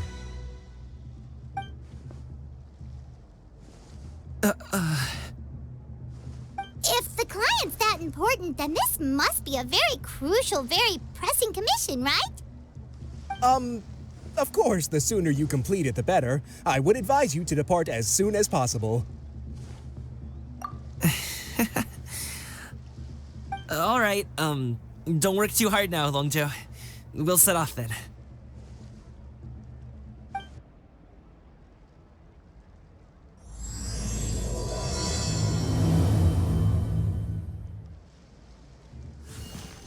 You're a bit quiet today, Gaming. Oh, do you want Paimon to tell a story? Drinking tea. We're almost there. I'll take a rain check on that. Hello, you must be the tea merchant heading to Liyue Harbor. We're here to escort you.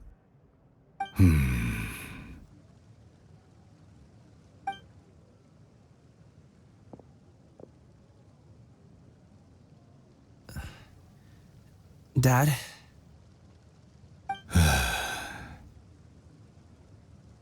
Oh, so you're Gaming's father. It's nice to meet you. Just leave this delivery to him. Trust Paimon, he's got this in the bag. Gaming is super good at what he does.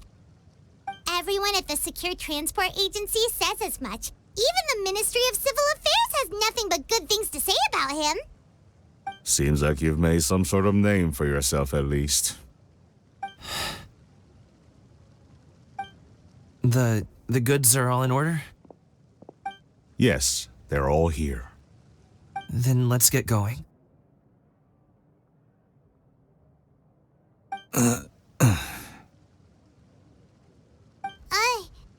A very important client has asked for you by name. You kinda have to come with us.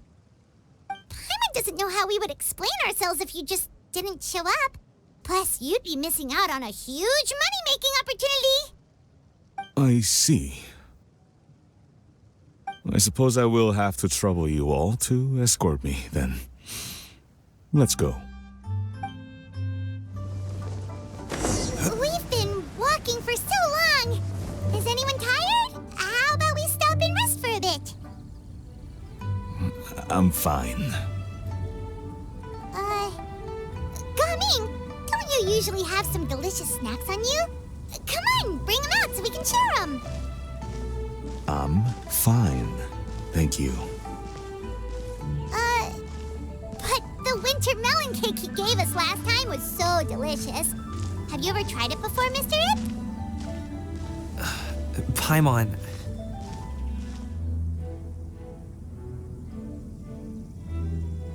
This place looks nice and open. Why don't you all rest here for a second? Huh? What about you? You're not going to join us? I'm not tired. I'll keep watch. Oh, but... Just let him go.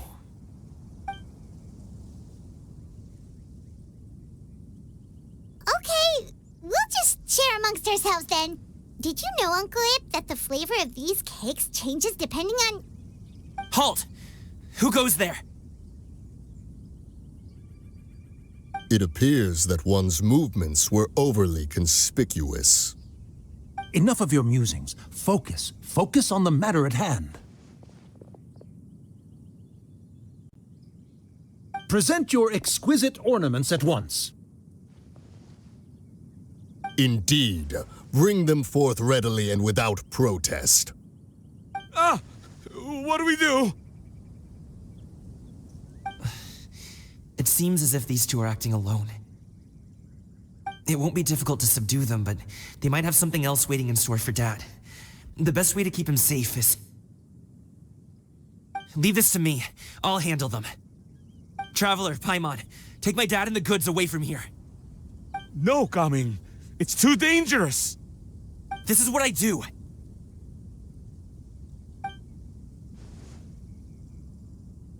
A thorny foe indeed. Let us depart and seek a target softer in blows and disposition. Don't think I'm gonna let you off so easily. Away! Let us away! Coming! Don't worry, he's a great fighter.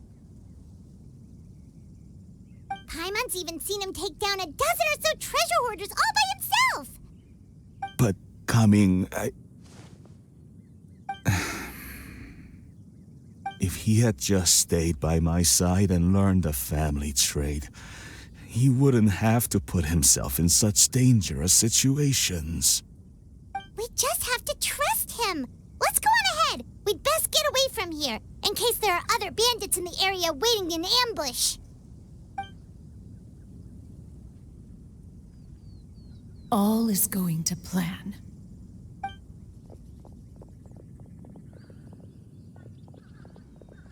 Okay, we should be good to stop here. Youngli? Oh no, what is he doing here? Good sir, please, listen to me. Reel in your line and leave this place as quickly as you can. There are bandits in the area.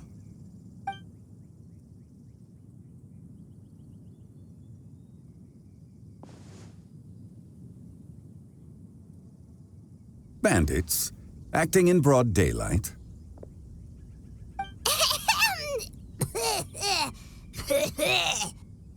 Oh.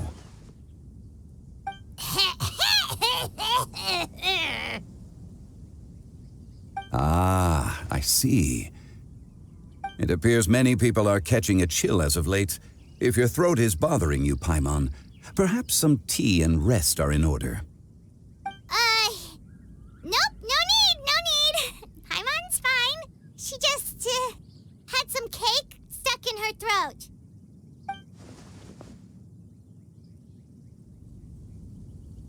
If there are indeed bandits in the area, then we should inform the Millilith at once. Oh? Well, if that's the case. Such matters are best left to those with the necessary expertise, wouldn't you agree? I suppose you're right. If ordinary people like us got involved, we would only cause more trouble. Since we find ourselves otherwise unoccupied in this beautiful area, why don't we find a quiet place to relax while we wait for good news? That would be lovely. So, Uncle Ip does have a reason to be worried. After all, Gaming, the guard we mentioned, is his son. Gaming. The name sounds somewhat familiar. Ah, yes. That is the name of the Usho dancer who has been performing around Liyue Harbor recently, is it not? Oh, have you seen him perform? Indeed.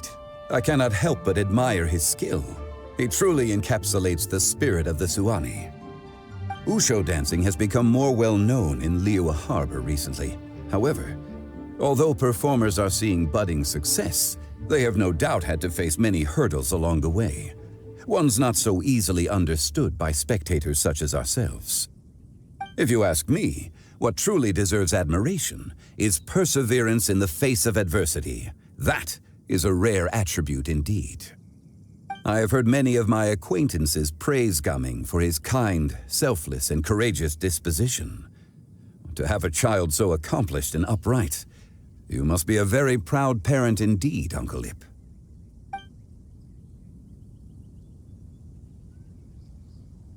Seems like Zhongli has decided to skip the formalities. Well, he's a hard worker, yes. You should be sure to tell him you think that when he gets back. Your son is young yet. It's normal for someone his age to be a bit hot-headed. It's understandable to find talking about such things in person difficult. If there's a particular sentiment you wish to convey, perhaps we could pass it along for you. No. It wouldn't be right to ask that of you. This thing between us has festered for many years now. In truth, there are some things that simply aren't easy for us to talk through. I've been in the tea business for most of my life, and I always hoped my child would do the same. Otherwise, how would he support himself?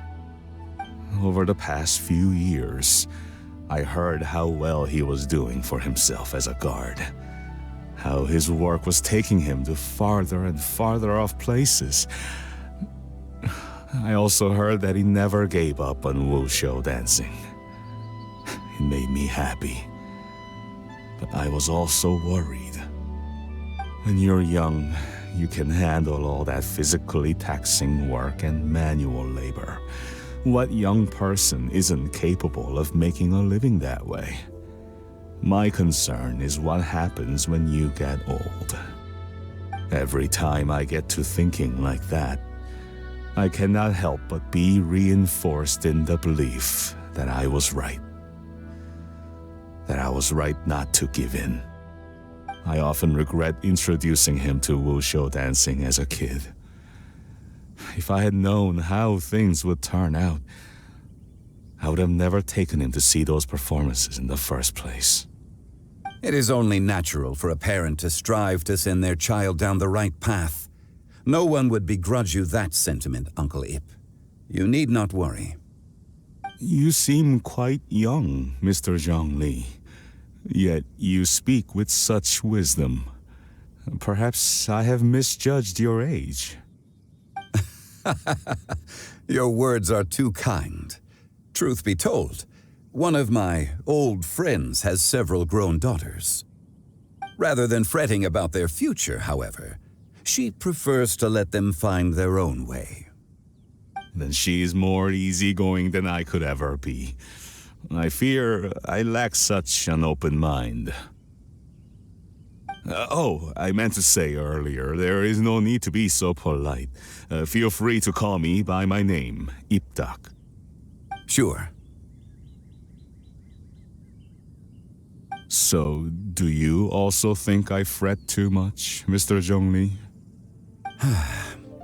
That's not exactly what I was hoping to convey. Only a fool would ask a parent not to worry about their child. But think of it this way. Raising a child is not unlike flying a kite. Hold the string too tight, and it can no longer soar. As my friend once said, if your children are aiming for the stars, clipping their wings will only cause them to come crashing down. You need to let out the line for a kite to soar. It seems I was too stuck in my ways. You need not reproach your heart for caring. You simply need to loosen your hold a little. Indeed, with such a big heart, why not allocate the time you usually spend worrying about Gaming to the pursuit of other things, like going for a stroll, drinking tea, or taking in the scenery? You never know what surprises could be in store. Things can change in the blink of an eye. The blink of an eye, you say? Do things change so quickly? Children grow up in quite the same way, do they not? Day after day, year after year, sometimes in the blink of an eye, but always when you least expect it. As a father, I'm sure you know that best. Yes, you can say that again. 1 second, Gaming was a kid. The next thing I knew, he was ready to fly the nest. Zhongli certainly has a way with words.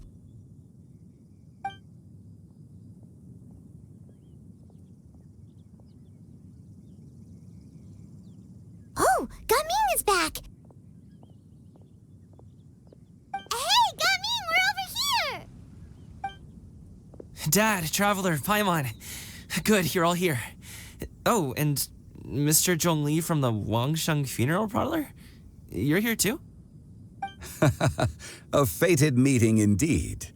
We were just enjoying some pleasant conversation.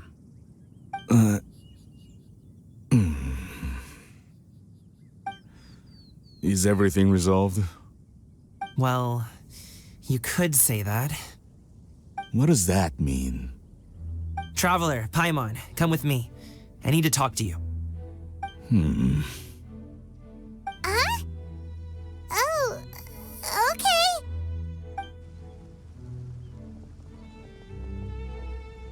I'll come right out and say it. Those two bandits, you sent them, didn't you?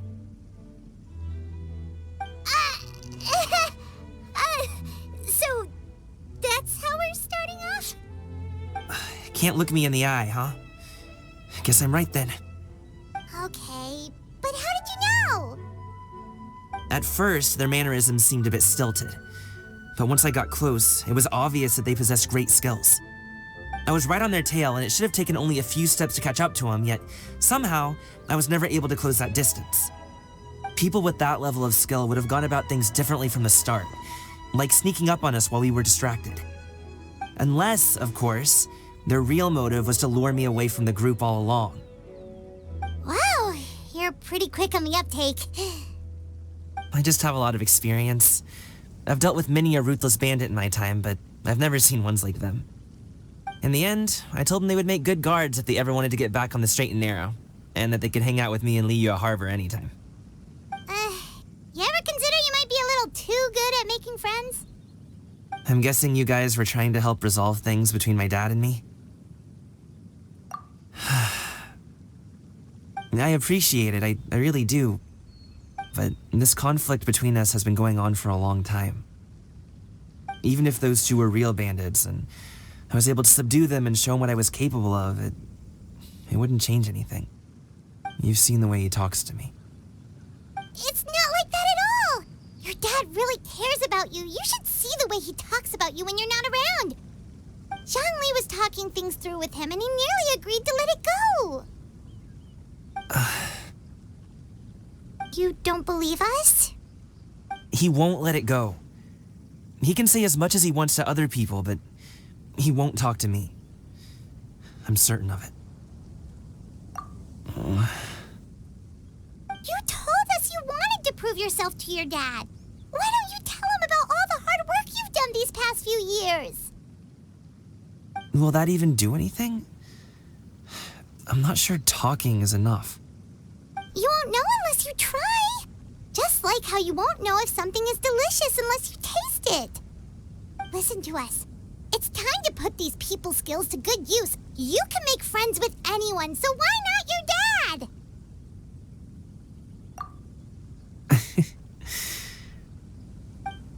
I'll do my best. You are very knowledgeable, Mr. Zhongli. I'm impressed. Despite my being in the tea industry for several decades, it seems I still have much to learn about the art of tea tasting. You flatter me. It was nothing but a few humble musings. How much tea have you drank since we've been gone? Ipdak and I have found many a common interest. Our friendship, much like a cup of tea, seems to grow stronger the longer it has to steep. Well said, Mr. Zhongli. Gaming, Mr. Zhongli is very knowledgeable. You should take the opportunity to learn from people like him when you're in the city. Huh? Oh, of course. Zhongli? I have very much enjoyed our conversation, Ipdak, but I, unfortunately, have some unfinished funeral parlor business to attend to. Oh, I hope I didn't keep you. My apologies for taking up so much of your time, Mr. Zhongli. No need to stay on my account. When you're less busy, let's find a time to meet. I'll treat you to dim sum. It would be an honor.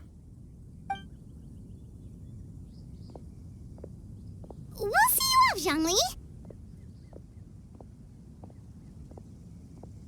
You two have a nice chat, all right?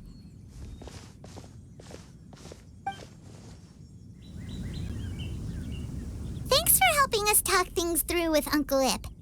Good thing you were able to pick up on what we were putting down. I have been around the both of you for some time now.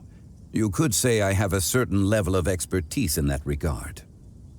As for my role in the conversation, think nothing of it. I hardly did anything noteworthy. You never change, do you? Why did you have us walk all this way? Paimon thought we just had to go far enough to be out of earshot. A friend approaches. Hello. So, you're here too? I've been here the whole time.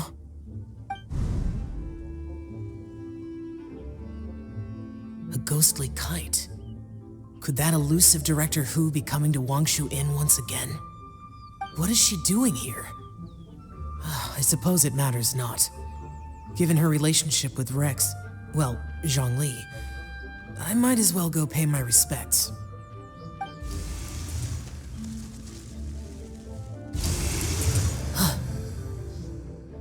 It's you! I thought you were Director Hu. Ah, your arrival is most fortuitous. Do you want to try out this new gadget? The addition of the power source makes the takeoff more stable. It's just that... He seems quite immersed in the study of this device. I fear it's almost too stable. It completely negates the pleasure of seeing one's kite sway with the wind. It's a bit of a shame. In truth, I'm here because Director Hu dispatched me to purchase some items in preparation for Lantern Rite. I see. Much like she does every year. Much like she'll do next year, I would imagine.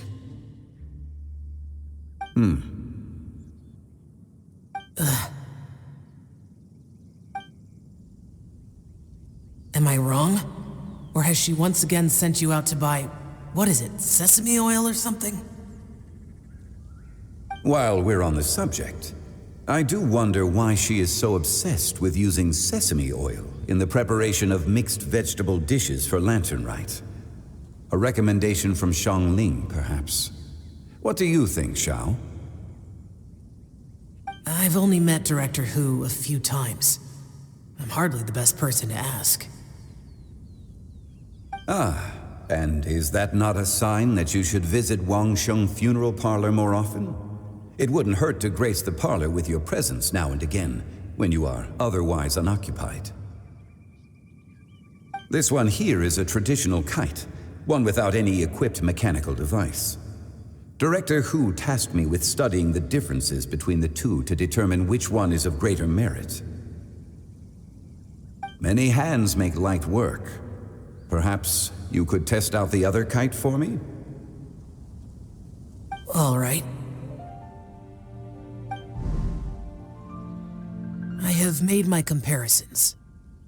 If speed is what you're after, the mechanical kite is the better choice. Wonderful. I shall pass that information along to Director Hu. I'll leave these 2 kites with you. Perhaps you can find a few friends with which to partake in the activity. You might find it to be an enjoyable use of your time. Oh, wait. Who enjoys kite flying? Well, I would imagine someone of your talent and wisdom is more than capable of finding out. So, you were testing out the kites for Hu Tao and even roped Xiao into doing it for you? Paimon didn't ask earlier because the situation was awkward. I would hardly say I roped Xiao into anything. I simply sought the help of a friend. Besides, we did the testing together. Seems like our pool of competitors is growing. Do you like kite flying, Xiao? I suppose I neither like nor dislike it.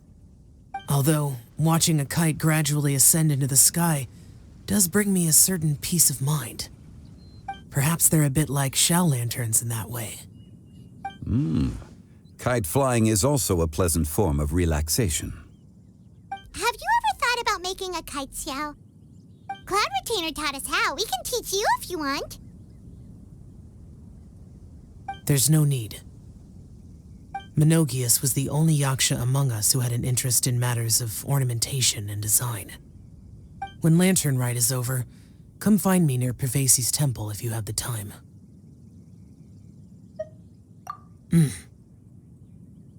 It's getting late. I should go inform Director Hu of our findings.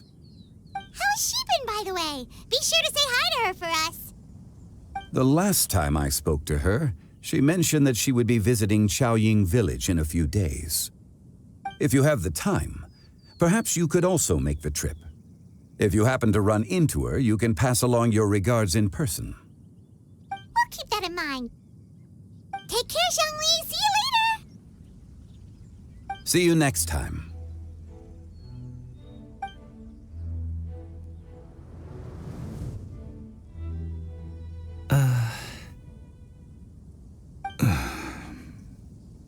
Coming. You can go first. I don't have anything to say. Then I'll go. I still don't want to leave Liyue Harbor. Oh. I can't say I support that decision, but... Hey, let me finish before you get all worked up. Sit, Shenhe, sit. You must be tired from your journey. Shall I pour you a cup of tea, or would you prefer something else to drink? No need. I'm not tired. They're gone, Master. Perfect. The time is nigh for us to make an appearance. Do you remember the plan one recounted to you? Yes, Master. We aim to give them a demonstration of familial love. So I'll have whatever you are having. All right. What are Auntie Xianyun and Shenhe doing here? Just how many people are involved in this scheme? I suppose all I can do is just take a seat and see what happens. Perfect. I just so happen to have bought some Sunglow tea recently. It's quite the delectable variety.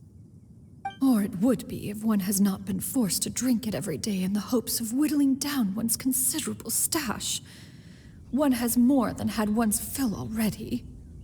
Oh, forget it.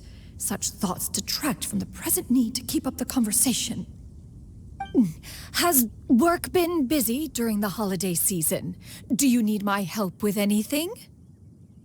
Drunk guests can sometimes cause trouble, but I deal with them as you taught me, by pinning their heads against the table. Are Auntie Xianyun and Shenhe serious right now?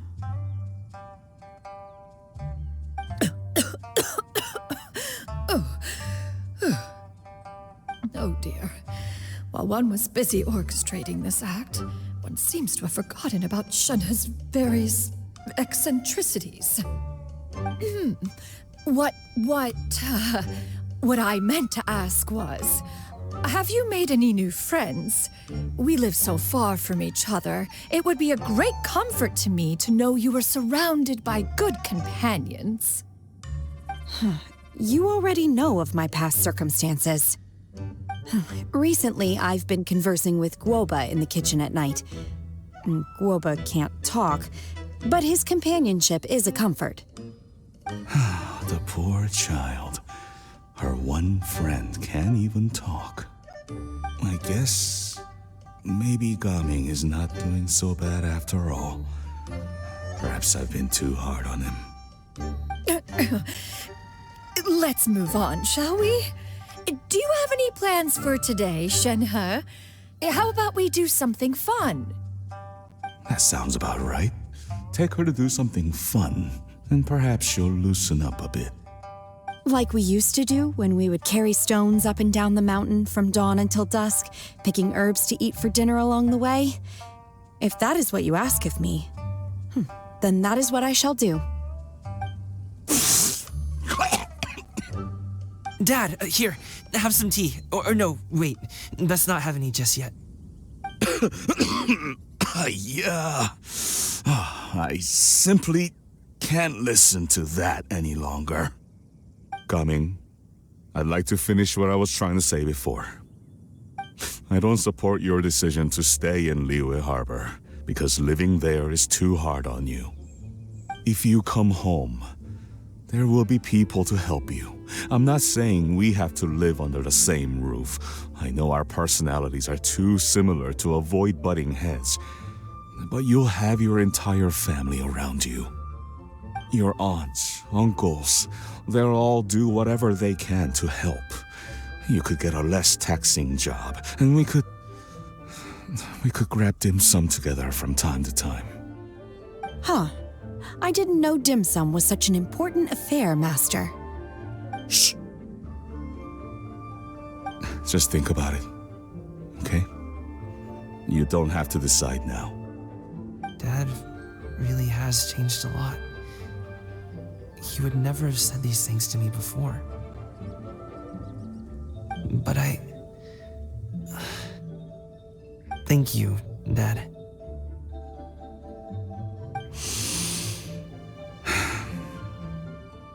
It's been long enough, don't you think? Oh, Paimon sure hopes they've made up by now. Oh, they're drinking tea in silence. That's not a good sign. Did Xianyun's plan not work after all? Hey, you two! Paimon's sorry we were gone for so long. We got to chatting with some friends and didn't realize how much time had passed. Perfect timing, actually. We seem to be just about done here. Yep, let's go. I'll get the bags.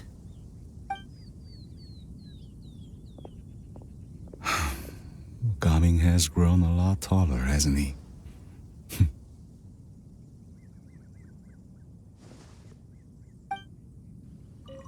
Master, did I say something wrong earlier? I tried to go along with your questions, but when I saw how you and that man reacted, I started to wonder. Not at all. Certain unforeseen variables may have presented themselves along the way, but the outcome proved favorable. The plan was a success. Then I helped? Naturally. Your purity of spirit is one of your greatest strengths, Shenhe. You need not change who you are.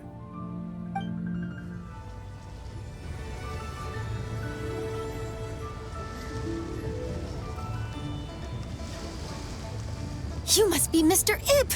Thank you for coming all this way. My name is Charlotte, and I'm a reporter from Fontaine. You can find me writing for the Steambird. I invited you here not just to purchase your fine tea, but also with the hope that you might be willing to sit down for a short interview. What do you say? An interview? To advertise my teas? I suppose you could think of it that way. We Fontainians are big tea drinkers, too. The Fontaine Market. Then I'll need some time to adequately prepare. Perhaps we could sit down and discuss the questions you intend to ask in advance. Of course, of course! Please follow me.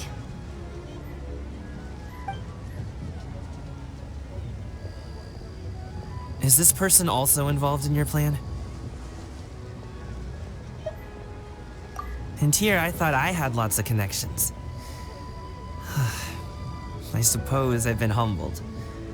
You sure know all kinds of cool and important people. Over here! Yoo-hoo! Over here! Uh-huh? What? Auntie Shenyun? She probably wants to talk about the next phase of the plan. Let's go while your dad is still distracted.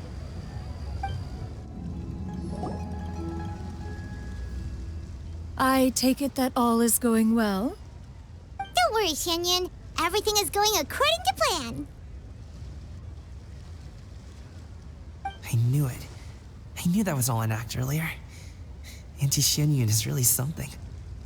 She was so determined to help me. She didn't even care about making herself and Shanka appear foolish in front of my family. She truly knows how to look out for others.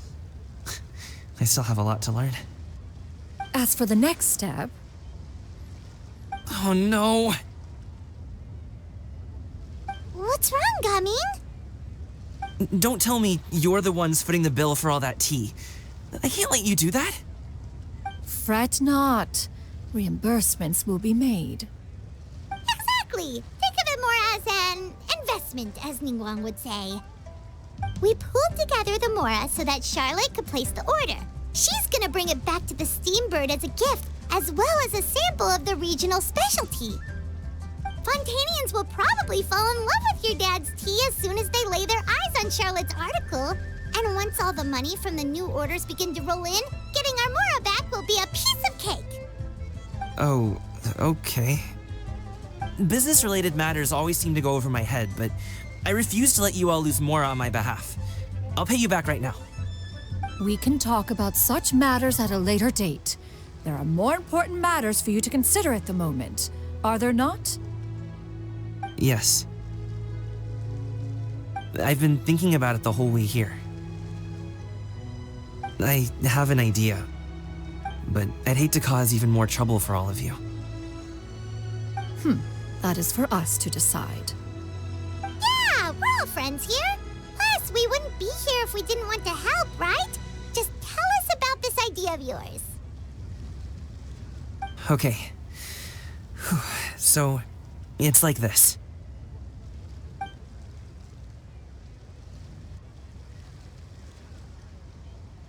Got it. Just leave it to us.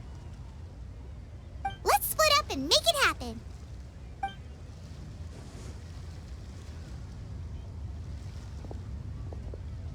We need to do those things we talked about, but we also still have the kite flying competition. Since Xiao already tested out those kites for us, why don't we also go buy one of those mechanical thingamabobs or whatever they're called? We can attach it to our kite. Hello again. Welcome back. I see you returned from your trip. I really do have to thank you for all your help from before. Thanks to you, my daughter was able to build a kite with her grandmother that very same day. She even wrote a long letter telling me how much she loved it. Oh, you should really be thanking Gaming, not us. I'll be sure to. And are you here to buy a kite? Please, take your pick. Oh, we already have a kite. We wanted to buy one of those, device thingies from Fontaine. Do you sell them separately? Yes. Here you go. Please, take it, free of charge. The directions are in the box. It's not hard to install at all. It doesn't feel right for us to just take it. Well, nor would it feel right for me to take your Mora. Good luck in the kite flying competition. I'll be rooting for you. All right then, thank you.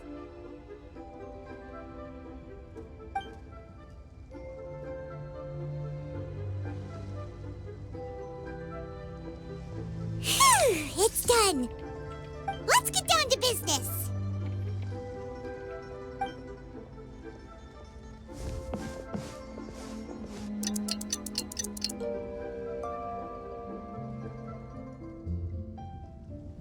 Looks like we finished everything we needed to do. Let's find a good place and put this thing into the sky!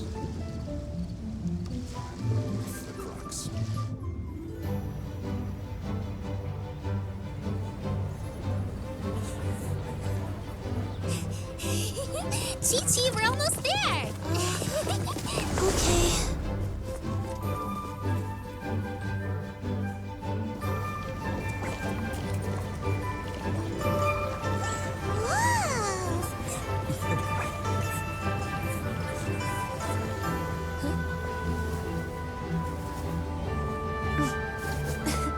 Come here, allow me.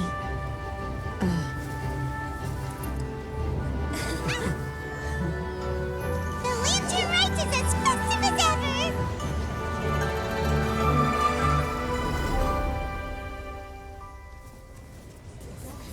Huh? Oh, what's going on? Did something happen? What should we do? Oh, should we get the Millilith?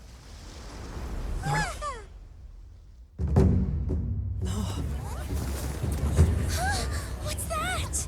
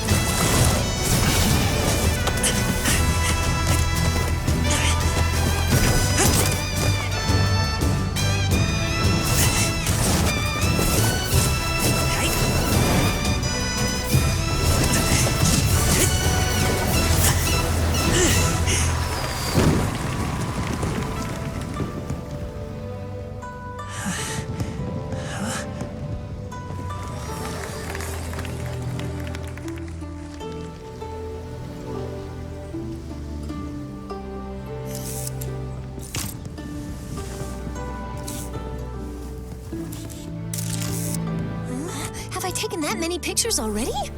I need to load more film.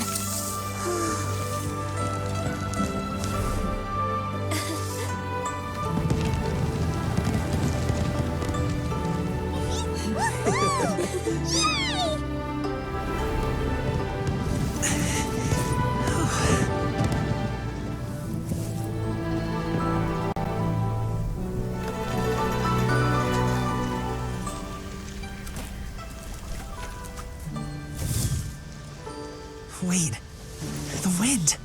Oh my gosh! Mommy, I want a big kite like that too! Do you see that kite way out in front? It's so beautiful!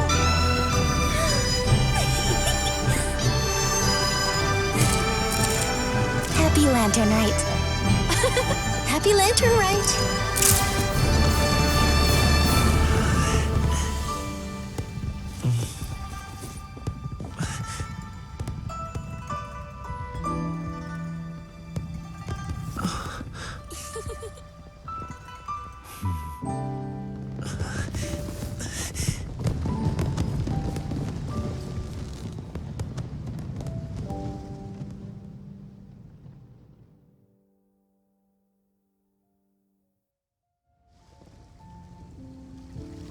Gaming's performance was so cool, Paimon almost wanted to join in!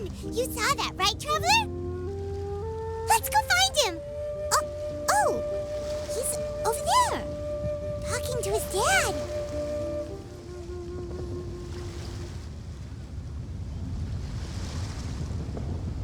I think I'll head off now, if that's okay? Thank you, little girl. Do you want us to walk you back? No need. Master is waiting for me right over there.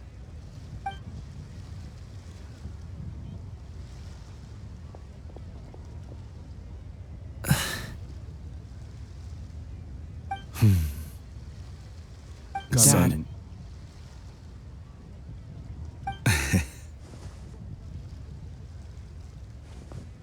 I suppose I'll go first this time. Okay. Your performance. I've seen many wushou dances in my time, but I've gotta admit, what you pulled off there was breathtaking. Wow. I never thought I'd live to hear you say that. You're serious about doing this professionally? Absolutely. I know it'll be difficult, but... Then it doesn't matter. What I mean to say is, of course it'll be difficult. But if that's your decision, if that's your dream, then it doesn't matter how difficult it is. As long as you put in the work, then any obstacle can be overcome in time. Really, when I was young, I also... Actually, how about we save that story of my past for another time? All I really want to say is, I've changed my mind. Much like this kite, you also deserve to soar to new heights. Dad. Son. Son? Haven't heard that in a while. I bet you're wondering what's gotten into me saying all this. Well, a little bit, yeah. Anyway, I know I've never found the chance to say this before, but... to me, Gaming, you've always been a great kid.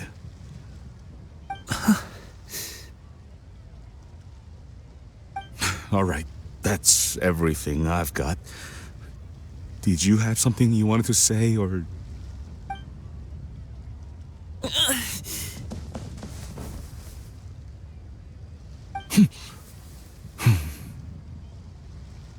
Seeing the two of them talk things through like this really gives Paimon a sense of accomplishment. Now go.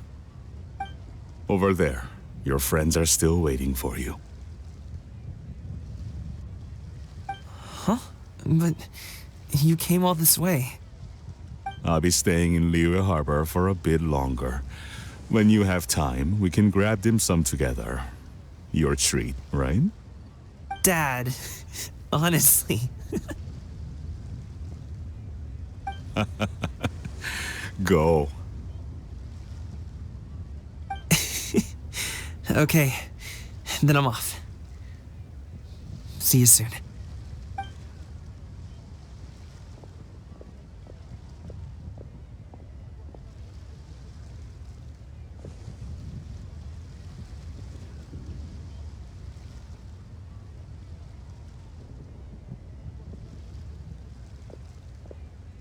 That's quite the smile you've got there, Gaming. Really? It's nothing to be embarrassed about. I'd like to find and thank Auntie Xianyun, as well as everyone else who's helped me out. If everyone has time, maybe we could all get together and go fly a kite.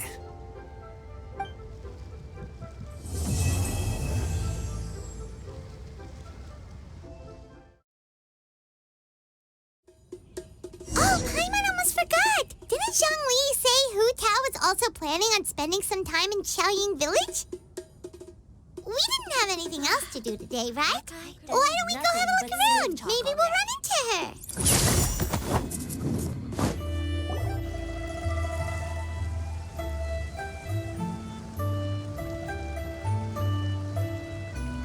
The mountain air is so refreshing.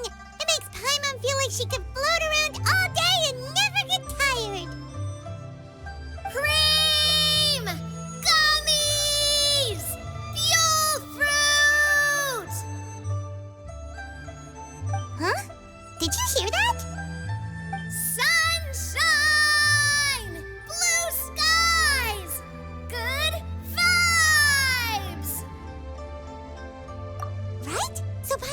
like just hearing things. That voice sounds really familiar. Well, we've got the time. Why don't we go check it out?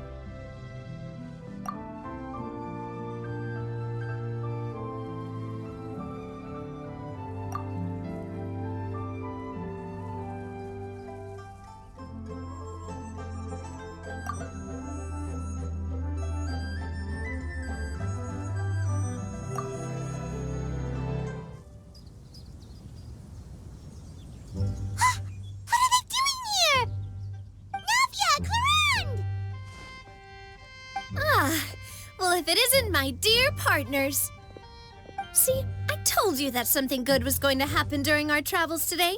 I have to say, sometimes the Steambird's astrology column is spot on.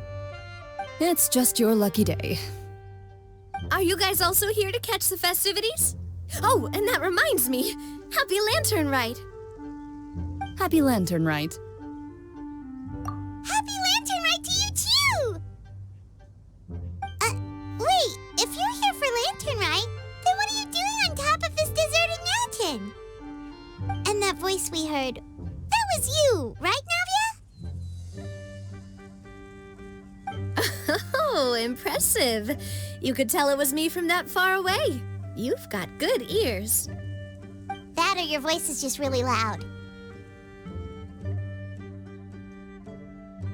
Well, of course it is. After all, I'm a boss. Indeed. I suppose it's an asset. Sure is! Having a loud voice is a handy tool when it comes to communication. Wait. That wasn't even Paimon's point. Paimon just wants to know why you two were shouting from the top of this deserted mountain. There was something about almonds, maybe? And buell fruit? Ooh, is it some sort of secret code? No, it's not a code. The words are meaningless. Perhaps, but the act of shouting was very meaningful indeed. That's just what mountain climbers do, right? After all the hard work it takes to make it to the top, as you stand on the summit looking out at the vast scenery, it's not easy to resist the urge to release those emotions. Exactly. You get me, partner. I was afraid that it would cause a disturbance, so I asked the locals around here, and they said it was fine. Apparently most hikers like to shout when they get to the top, so the locals are used to it by now. So, you see, it's not just me. I guess everyone shouts from the top of a mountain at some point in their life. Speak for yourself. When you're stressed, don't you ever just get the urge to do something for no reason? Not really. If I ever get stressed, I just go hunting. Oh, that's a pretty good way to relieve stress.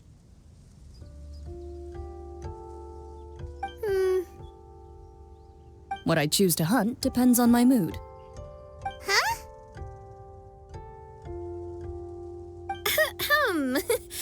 Anyway, why don't you two give it a try? Shout anything you want. It's a real stress reliever. As long as Paimon has clothes on her back and food in her belly, Paimon doesn't think there's any stress that needs relieving. Oh, I bet you guys are just too embarrassed to let loose. No need to be shy. Even Farina was shouting from the top of this mountain earlier. Huh? Did Paimon hear that right? Farina's also here? In Chaoyang Village? Believe in your ears. It is indeed as you heard. Actually, the reason we climbed this mountain in the first place was also because we heard the sound of shouting. Yes, we could just about make out someone yelling things like, "Help me!" and "What should I do?" So we hurried up here to check it out. And what do you know? Miss Farina was standing right there, all red in the face. She practically sprinted back down the mountain the minute she saw us. That reminds me. I believe what she actually said was, "So help me, I will figure out what I should do about this script." So, you could actually hear what she was saying? Why didn't you say so earlier? I thought someone was really in trouble. I figured we would come check out the situation either way. Why not let her keep some privacy? Oh, so seems like you caught Farina in the middle of some stress relief as well. She probably would have never thought. No, she definitely would have never thought she would run into anyone she knew all the way out here. I think so. We ran into Nervalet on the way here as well, but he was already on his way back, so they probably weren't together. What? Nervalet was here too? What was he doing here? It couldn't have been for vacation. I think it just might have been, actually. But apparently he only stayed for half a day before heading back. He's a very busy man. Nervalet is not the type to take much time off. Taking even a half day for himself is already a huge step in the right direction. Didn't Charlotte publish an article on the Liyue tea industry recently? Maybe he was inspired to come buy some tea after reading that article. You know, just like you were. My situation is completely different. I'm here because I was asked to accompany you. The tea purchase is simply an added bonus of this location. You Fontanians and your tea drinking. Oh, it's not for me. I lost a bet with Ridesley, and now I have to buy him something. It was just a spur-of-the-moment sort of bet. Ridesley gets really invested in that sort of thing, but he couldn't care less about what he wins in the end. You could give him mint plants that you plucked from the side of the road, and he wouldn't even mind. If only he was that easygoing when it came to talking business. In any case, I'm pretty sure the tea you bought is this region's specialty. What is it called again? Nervalet even mentioned it earlier. Yes, that's the one. You didn't really buy 10 boxes, did you? Please, do I look like someone who would fall for that sort of marketing trap? That reminds me. You guys said you only came up here because you heard my voice, right? I hope it didn't put you out. You must have had other plans for the day. Oh, that's right. Who tell? A few days ago, we heard that a friend was going to be in Qiaoying Village, so we decided to come and see if we could run into her. Oh dear. We've been chatting for quite some time. I'm sorry for keeping you. That's good. We should probably head out and look for Hu Tao. No need to stay on our account. We just got up here, so we're gonna stay around for a little longer. Go and meet your friend. We can meet up in Qiaoying Village later. Sounds good. We're gonna head down the mountain then. See you later!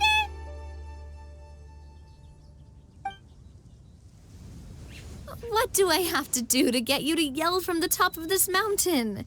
Name your price. You really want to hear it that bad, huh? I'm just curious is all. I have a feeling you'll say something amazing. I will pass. I prefer to let actions speak louder than words. Qiaoying Village is known for its tea, but you know what else they have with tea? That's right, dim sum! Didn't Gaming say something about dim sum being eaten in the morning? Oh, Paimon wonders if we can still get some at this time of day. Oh, well that's fine too. Paimon doesn't care what kind of tea it is as long as it comes with some tasty snacks. Now, let's see what kind of yummy things we can find around here. Paimon's not seeing things, is she? Is that Farina standing between Zhongli and Hu Tao? Wonder what they're talking about. Zhongli knows a lot of stuff. Maybe he's telling Farina about Qiaoying Village. Oh, or maybe Hu Tao is trying to rope Farina into being one of her clients. Hey, this isn't the Fortress of Meropide. But Paimon could be convinced for the right price. Let's say loser buys the winner 3 huge bowls of seafood kanji. Since Zhongli is there, Paimon bets things are pretty tame. It's decided then. Paimon votes for tour guide Zhongli.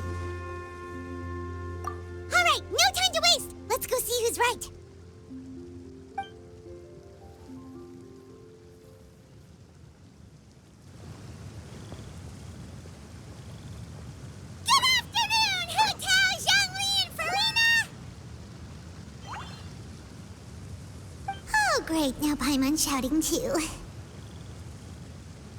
Oh, well, aren't you a sight for sore eyes? Seems like our luck just keeps on growing. That we were able to meet you both without prior arrangement must mean that this is quite the serendipitous meeting indeed. Huh?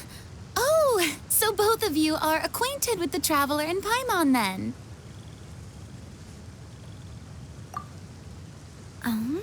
Looks like someone's learned a thing or two from Zhongli. I must admit, I am a bit surprised to see you here, Traveler. But seeing as you're a hero who's been all over Teyvat, it makes sense that you would be well-traveled and well-connected. Since we have found ourselves in each other's company within this fertile land, allow me to take this opportunity to wish you a happy Lantern Rite. It appears you have been to Fontaine, then. Given your proclivity to spread good deeds wherever you go, it's no surprise that you would make the acquaintance of a celebrity as illustrious and celebrated as Miss Farina. That's quite high praise. What I mean to say is, you flatter me, Mr. Zhongli. Although I've built up a certain following within Fontaine, it is no reflection of strength or wisdom. I stand before you right now as nothing more than an ordinary traveler in search of beautiful scenery and creative inspiration. There is definitely more to Mr. Zhongli than meets the eye. I could tell as much from our conversation earlier. Given his breadth of knowledge on both academic and worldly matters, there's no way he hasn't heard about what happened in Fontaine. Is he just feigning ignorance for my benefit? No. You're no common tourist. I simply won't have you talk about yourself that way.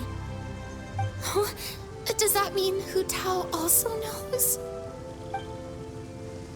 You may not have heard, friends, but... Miss Hu Tao... Miss Farina is now one of my esteemed clients. Yep.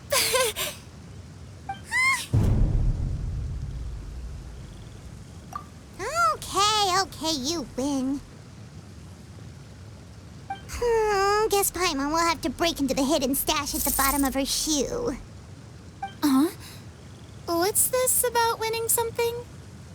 Don't tell me. You two were placing bets on us. We just saw you guys standing on the side of the road and couldn't help but take guesses as to what you were talking about. Oh, I see. That means you, my friend, must have guessed that I was trying to promote my business to Miss Farina. That I do, my friend. What was Paimon's guess then? Paimon thought Zhongli was showing the newbie around. By newbie, you mean me, right? If that's the case, then Paimon's guess was also correct. Oh, that's right. Mr. Zhongli was telling me about some great sightseeing spots in the area. Ha! You see? Paimon was right too! Since both of our guesses were right, there can't be a winner or a loser. Hey, don't be upset, Traveler. How about this? You buy Paimon a bowl, and Paimon will also buy you a bowl. As for the third bowl... Since I was the subject of the bet, perhaps it should go to me? You know, as a congratulations for the huge deal I just struck. I was just joking. Anyway, I should be the one treating you. The funeral parlor is about to bring in quite the sum after all. Oh, Paimon almost forgot to ask about the most important question. Something happen recently, Farina?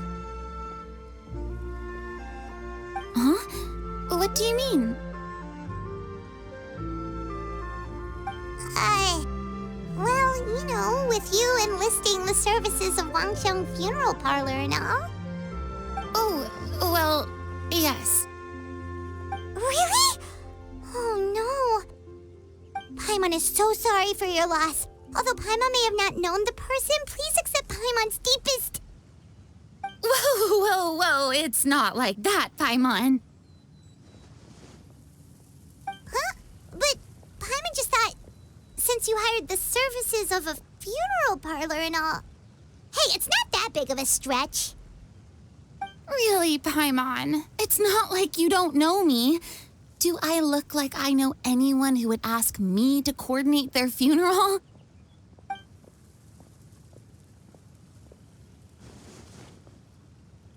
Miss Hu Tao is simply helping prepare some props for my film. Not too long ago, I read a collection of horror stories from Liyue. The content was spectacular. In fact, I still feel the need to sleep with the light on even now. Anyway, that's not the point. Now that Fontaine's biggest star has returned to the stage, I figured it's about time the industry enjoyed a breath of fresh air. Hey, that's pretty good. I'll have to remember that for my ad posters. Oh, Paimon sees. That makes a lot of sense. So, did you come to Liyue just to enlist the services of Wangxiang Funeral Parlor? Well, not exactly. My original plan was to just relax and enjoy the sights. But then I ran into Miss Hu Tao and Mr. Zhongli, and well, you know the rest. I suppose it was meant to be. It was a fated meeting indeed.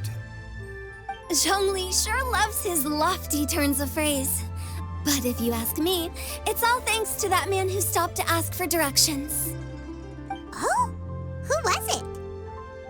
It's someone you know. Wanna take a guess? What? How did you guess that on your first try? Very impressive, my friend. Your guessing game is spot on today.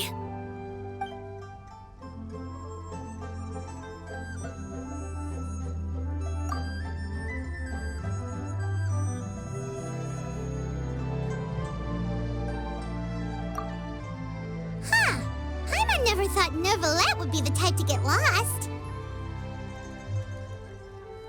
I'm sure he didn't get lost. Even I was able to find my way to this place without any trouble. He was already getting ready to leave by the time I arrived. He just wanted to ask someone about the quickest way to get back to Fontaine. Yup, that's exactly what he asked. This area is full of mountains and rivers. It's normal to not know the fastest route. So, were you the one that pointed him in the right direction, Hu Tao? Of course. I'm also a guide of sorts, you know. So naturally, I also have a great sense of direction. But speaking of your friend... What about him? He doesn't get out much, does he? Ah, no wonder. He was stiff as a board and way too polite. I would have never guessed he was here on vacation if you hadn't told me. All in all, he was only here for half a day. I'm pretty sure he is the only one who would consider that to be a vacation. Oh? This gentleman you speak of must keep a demanding schedule. I'm sure he does. You didn't see him, but he was dressed like he was about to attend some important meeting. It wasn't anything like what someone would wear on vacation. Is that so? Wait, you didn't see him, Zhongli? Unfortunately, no. At the time, it appeared as if Director Hu and Miss Farina were having quite the productive conversation. I know matters of business can take much discussion, so I decided to fetch some tea for them. What a shame. That gentleman seemed like a sophisticated sort of guy. I actually think you two would have hit it off. Is that so?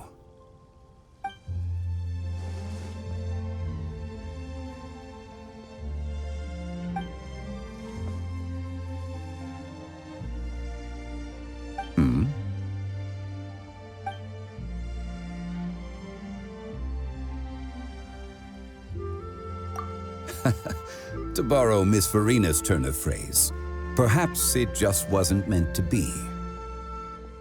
Well, with the Traveler around, I'm sure you'll have a chance to get to know each other at some point. That's right. He's got more friends than he knows what to do with. Well, that's certainly true. Oh, that reminds me. If you get the chance, you should try and talk to Nervalette into loosening up a bit. Just tell him the Palais Mermonia isn't going to fall apart if he disappears for a few days. He shouldn't keep himself cooped up all the time. Even clams open their shells to let in fresh water every once in a while, right? If he's really that much of a stickler for protocol, he can fill out a leave of absence request. He'd have to approve it himself since he handles that sort of thing now, but you know what I mean. Seems like this gentleman is also in charge of something pretty important.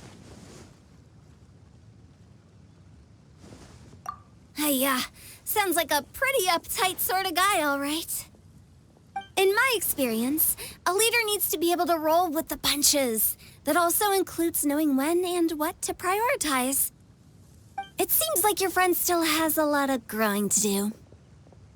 If I remember correctly, he's already several thousands of years old. You're quite right, Miss Hutao. Oh? Traveler, Miss Farina, those two individuals over there appear to recognize you. Oh, it's Navia and Clorand. Hey, over here!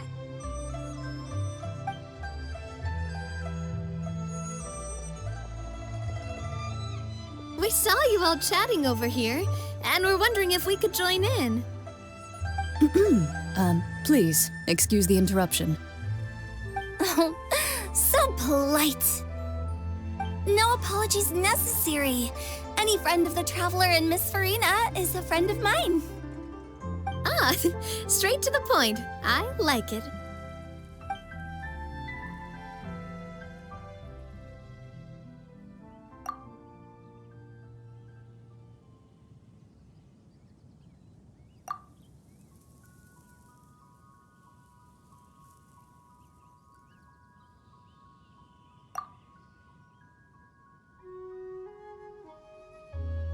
It's getting late.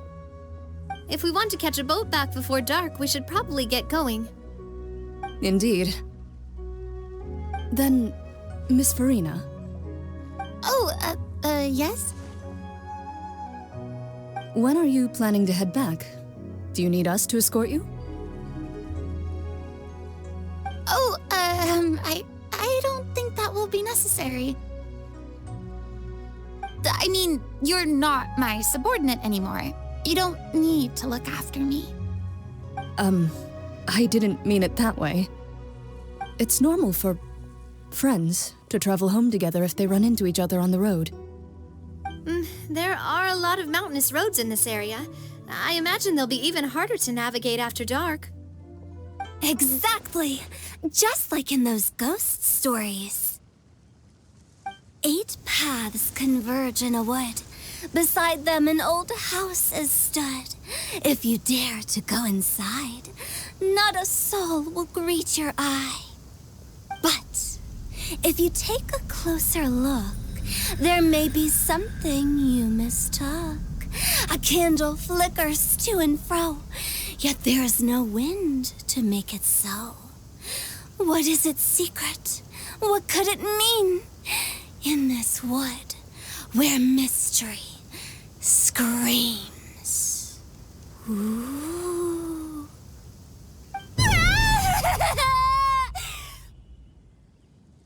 My dear demoiselles, ladies, no, I mean friends, please take me with you. Of course. Gotta say, Farina, you are really quite the character. By the way, did I hear you mention that Clorand used to work under you? Then you must have also been a leader at some point. Well, that's, all in the past now. Besides, being a leader is hard. It wasn't the right job for me. I prefer how things are now. I can come and go as I please, and get to enjoy the sweet taste of freedom. I see. Well, you've certainly picked an apt place to relax. Xiaoying Village is an exemplary choice. Only the best. And I've learned a lot, too. Thank you so much, Miss Hu Tao and Mr. Zhongli. It's fine. You thanked us more than enough already. The next time you're in this neck of the woods, I'll treat you to some dim sum in the city. Dim sum? Is that some kind of Liyue term for snacks or desserts? They are a part of it. It's basically a table full of as much tea, sweets, and good company as you can manage. Oh, so it's basically a tea party. Sounds great. Make sure to order the winter melon cake and the lotus flower crisp. They're so sweet and delicious. Paimon knows you'll love them. Ooh, okay. I'll be looking forward to it then. Wait, but didn't you guys say you were here on vacation? How come you're all going home empty-handed? Of course I am. I bought tons of fun things to bring home with me. A kite, a parasol, a little tin frog that jumps. Oh, and a stuffed toy of a mythical beast. Chlorand is the one who didn't buy anything for herself. So all you're bringing back with you is that tea? And some tea-flavored hard candies. They're for Sijuin. Chlorand isn't much of a shopaholic. Well, one of us has to practice restraint. Hey, I'm hardly reckless with my Mora. I'll have you know, all the purchases I made today were well within my budget. Me? Oh, well, I bought some tea, of course. I just had to try all the varieties recommended in the Steambird. Other than that, just some bits and bobs, you know. A little bit of this, a little bit of that. They should all be things I can use, I think.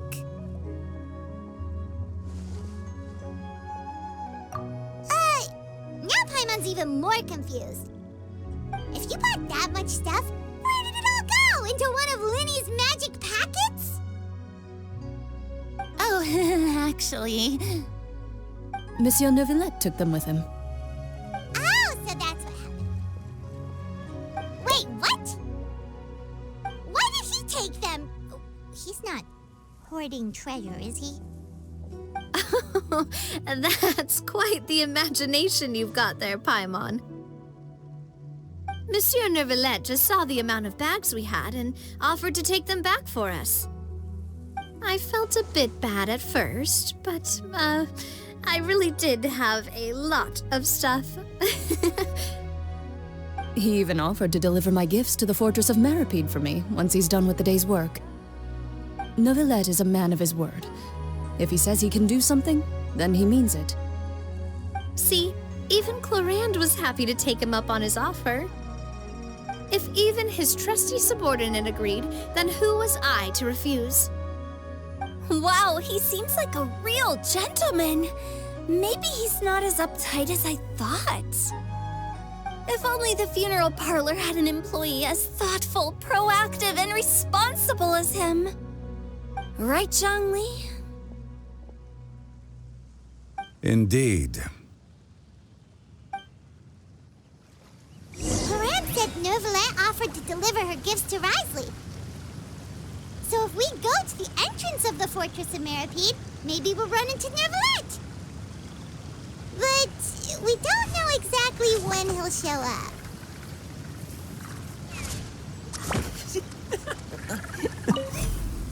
Oh, that reminds me. A new year of work is about to begin. If there's anything you want to talk about, Zhongli, you know you can come to me. I'm all ears. Does the director have any concerns? It just seemed like you were a bit preoccupied today, and much less talkative than usual. He barely said anything other than, "Is that so?" and "Indeed." If you ask me, I'd say you're having a midlife crisis. You're getting to be around that age after all. Is that so? Ugh. I jest. Given its distance from the city, Chaoying Village enjoys a much slower pace of life. Surrounded by such peace and tranquility, I also seem to have developed a proclivity for inactivity. I apologize for making you worry. I see. What do you think, Traveler? Is this atmosphere putting you in a lazy mood too? Wow, you are getting really good at these kinds of lines. Indeed. Well, everyone, make sure that you've got all your belongings with you before we leave. If there's any souvenirs anyone still wants to buy, the time is now. Reliable as ever, Miss President. What is that supposed to mean? Chlorand is right, though. You really are reliable. It's not what she's saying, it's the way she's saying it. I will say, but I never thought you'd be so easygoing outside of work, Chlorand. The tone of voice you use when you're working doesn't exactly make you seem like the type who enjoys interacting with people. Well, I try to keep my professional and private life separate. That includes my behavior. You take care now, Traveler. Paimon. Trying to act cool now, are we? Well, I guess it's not an act for you, is it? You are indeed quite strong. It's been great talking to you all. I'm really glad I decided to come to Chaoying Village. Maybe we could go on another trip together sometime?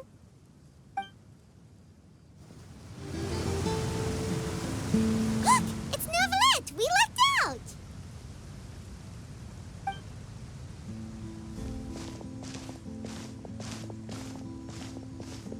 Oh, it's you. It has been some time since our last meeting. Few people frequent this location. Since I was able to conclude my work early for the day, I thought I might take a walk and avail myself of this area's peace and quiet. You call this early?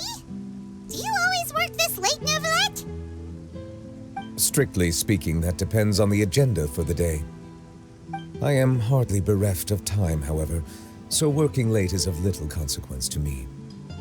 Really? If you have so much time on your hands, then why did you only go to Chaoying Village for half a day? First, I should clarify that I was referring to my lifespan, rather than the time at my disposal on any given day. Second, I was unaware you possessed knowledge of my trip to Chaoying Village. I see. Thank you for informing me. Yes, they have been safely delivered. I have to hand it to Chlorand.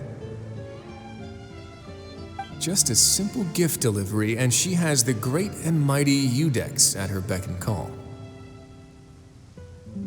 I was just passing through. It was merely an act of convenience. All right. Then I hereby confirm receipt of the goods on behalf of the staff of the Fortress of Meripede. A verbal receipt of confirmation? Is such a formality really necessary for a small matter such as this? Guess not. This quantity of tea, though, seems a little excessive for a gift, don't you think? Before you know it, they'll start accusing me of taking bribes. About that. Much of that is my own excess, I'm afraid. Oh? Why? What happened? It was buy 10 boxes, get half off. Ah, that explains it then. Well, go ahead and leave them to me. I'll get through this stash as fast as I can.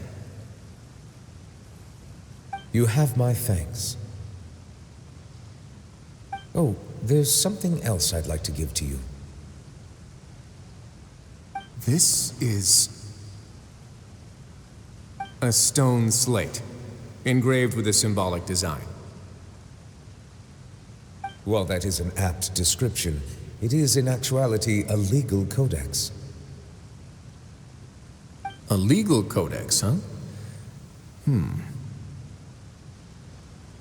Before the advent of modern writing utensils, information was recorded on stone slabs such as this. The law was no different. Okay. Since ancient times, the scales of justice have symbolized the fairness and impartiality of judiciousness. As a tribute to that sentiment, this slate was designed after a traditional legal codex and engraved with a symbol instead of text. During my travels recently, I chanced upon a roadside stall offering tourists the opportunity to try their hand at the ceramic arts, so I decided to have a go. We joked with Claran some time ago about gifting you a legal codex. So, here you go. Ah, so that's what this is about. I did not expect you to remember it as well. In any case, I hope this can be considered as a reasonable attempt to join in on the banter. It is a very good attempt. I suppose I shouldn't be surprised. Even your sense of humor centers around the law. That's an impressive level of commitment.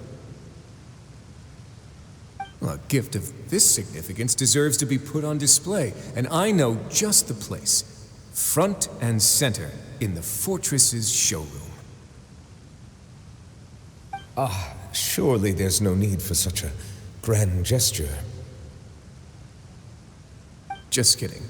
I don't have anything like a showroom. But we do have a storage room. We can put it next to all the mechanical parts Sijuin has collected. That sounds good to me. So that's what you were doing in Chaoying Village. Indeed. Of course, while I was there, I also took the opportunity to taste the local spring water. The aftertaste is much purer than what I have delivered to me in Fontaine. It stands to reason that the long-distance transport has a tendency to imbue the water with extraneous emotion. If you want to experience the true flavor, you simply have to go to the source. Perhaps I should organize some time off to do the same elsewhere. Then we are of the same mind. It appears my desire is justified. If you say so, but you know you don't have to justify a vacation, right? You can just take one. After all, you're hardly bereft of time. You can do whatever you want. You're quite right. I suppose I suffer not from a lack of opportunity, but rather a lack of inspiration. However, after reading a few articles about Liyue's holiday traditions, the idea popped into my head and made itself quite at home. Seeing as I was free of responsibilities for the morning, I decided to depart at once. Refreshing. My spontaneous outing seemed to inspire quite a few other spontaneous decisions as well. Take, for example, my foray into ceramics. At first, soil from the ground is granular and unforgiving, but add the right amount of water, and it becomes soft, moldable, and able to take shape. In the past, I never thought about how quotidian vessels were crafted, but now I have participated in their very making. This is also something I made today.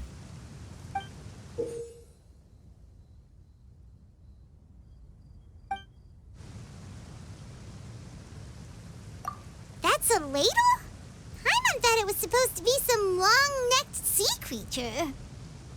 That was indeed one of my inspirations. Really? You like it? To tell you the truth, given your unexpected arrival, I find myself quite unequipped to give you the welcome you deserve. Around such an important holiday such as this, human custom would dictate that gifts should be in order. But I'm afraid this is all I can offer. If you'll have it, that is. That is precisely why it would do me such a great honor if you accepted. You are most welcome. Happy Lantern Rite.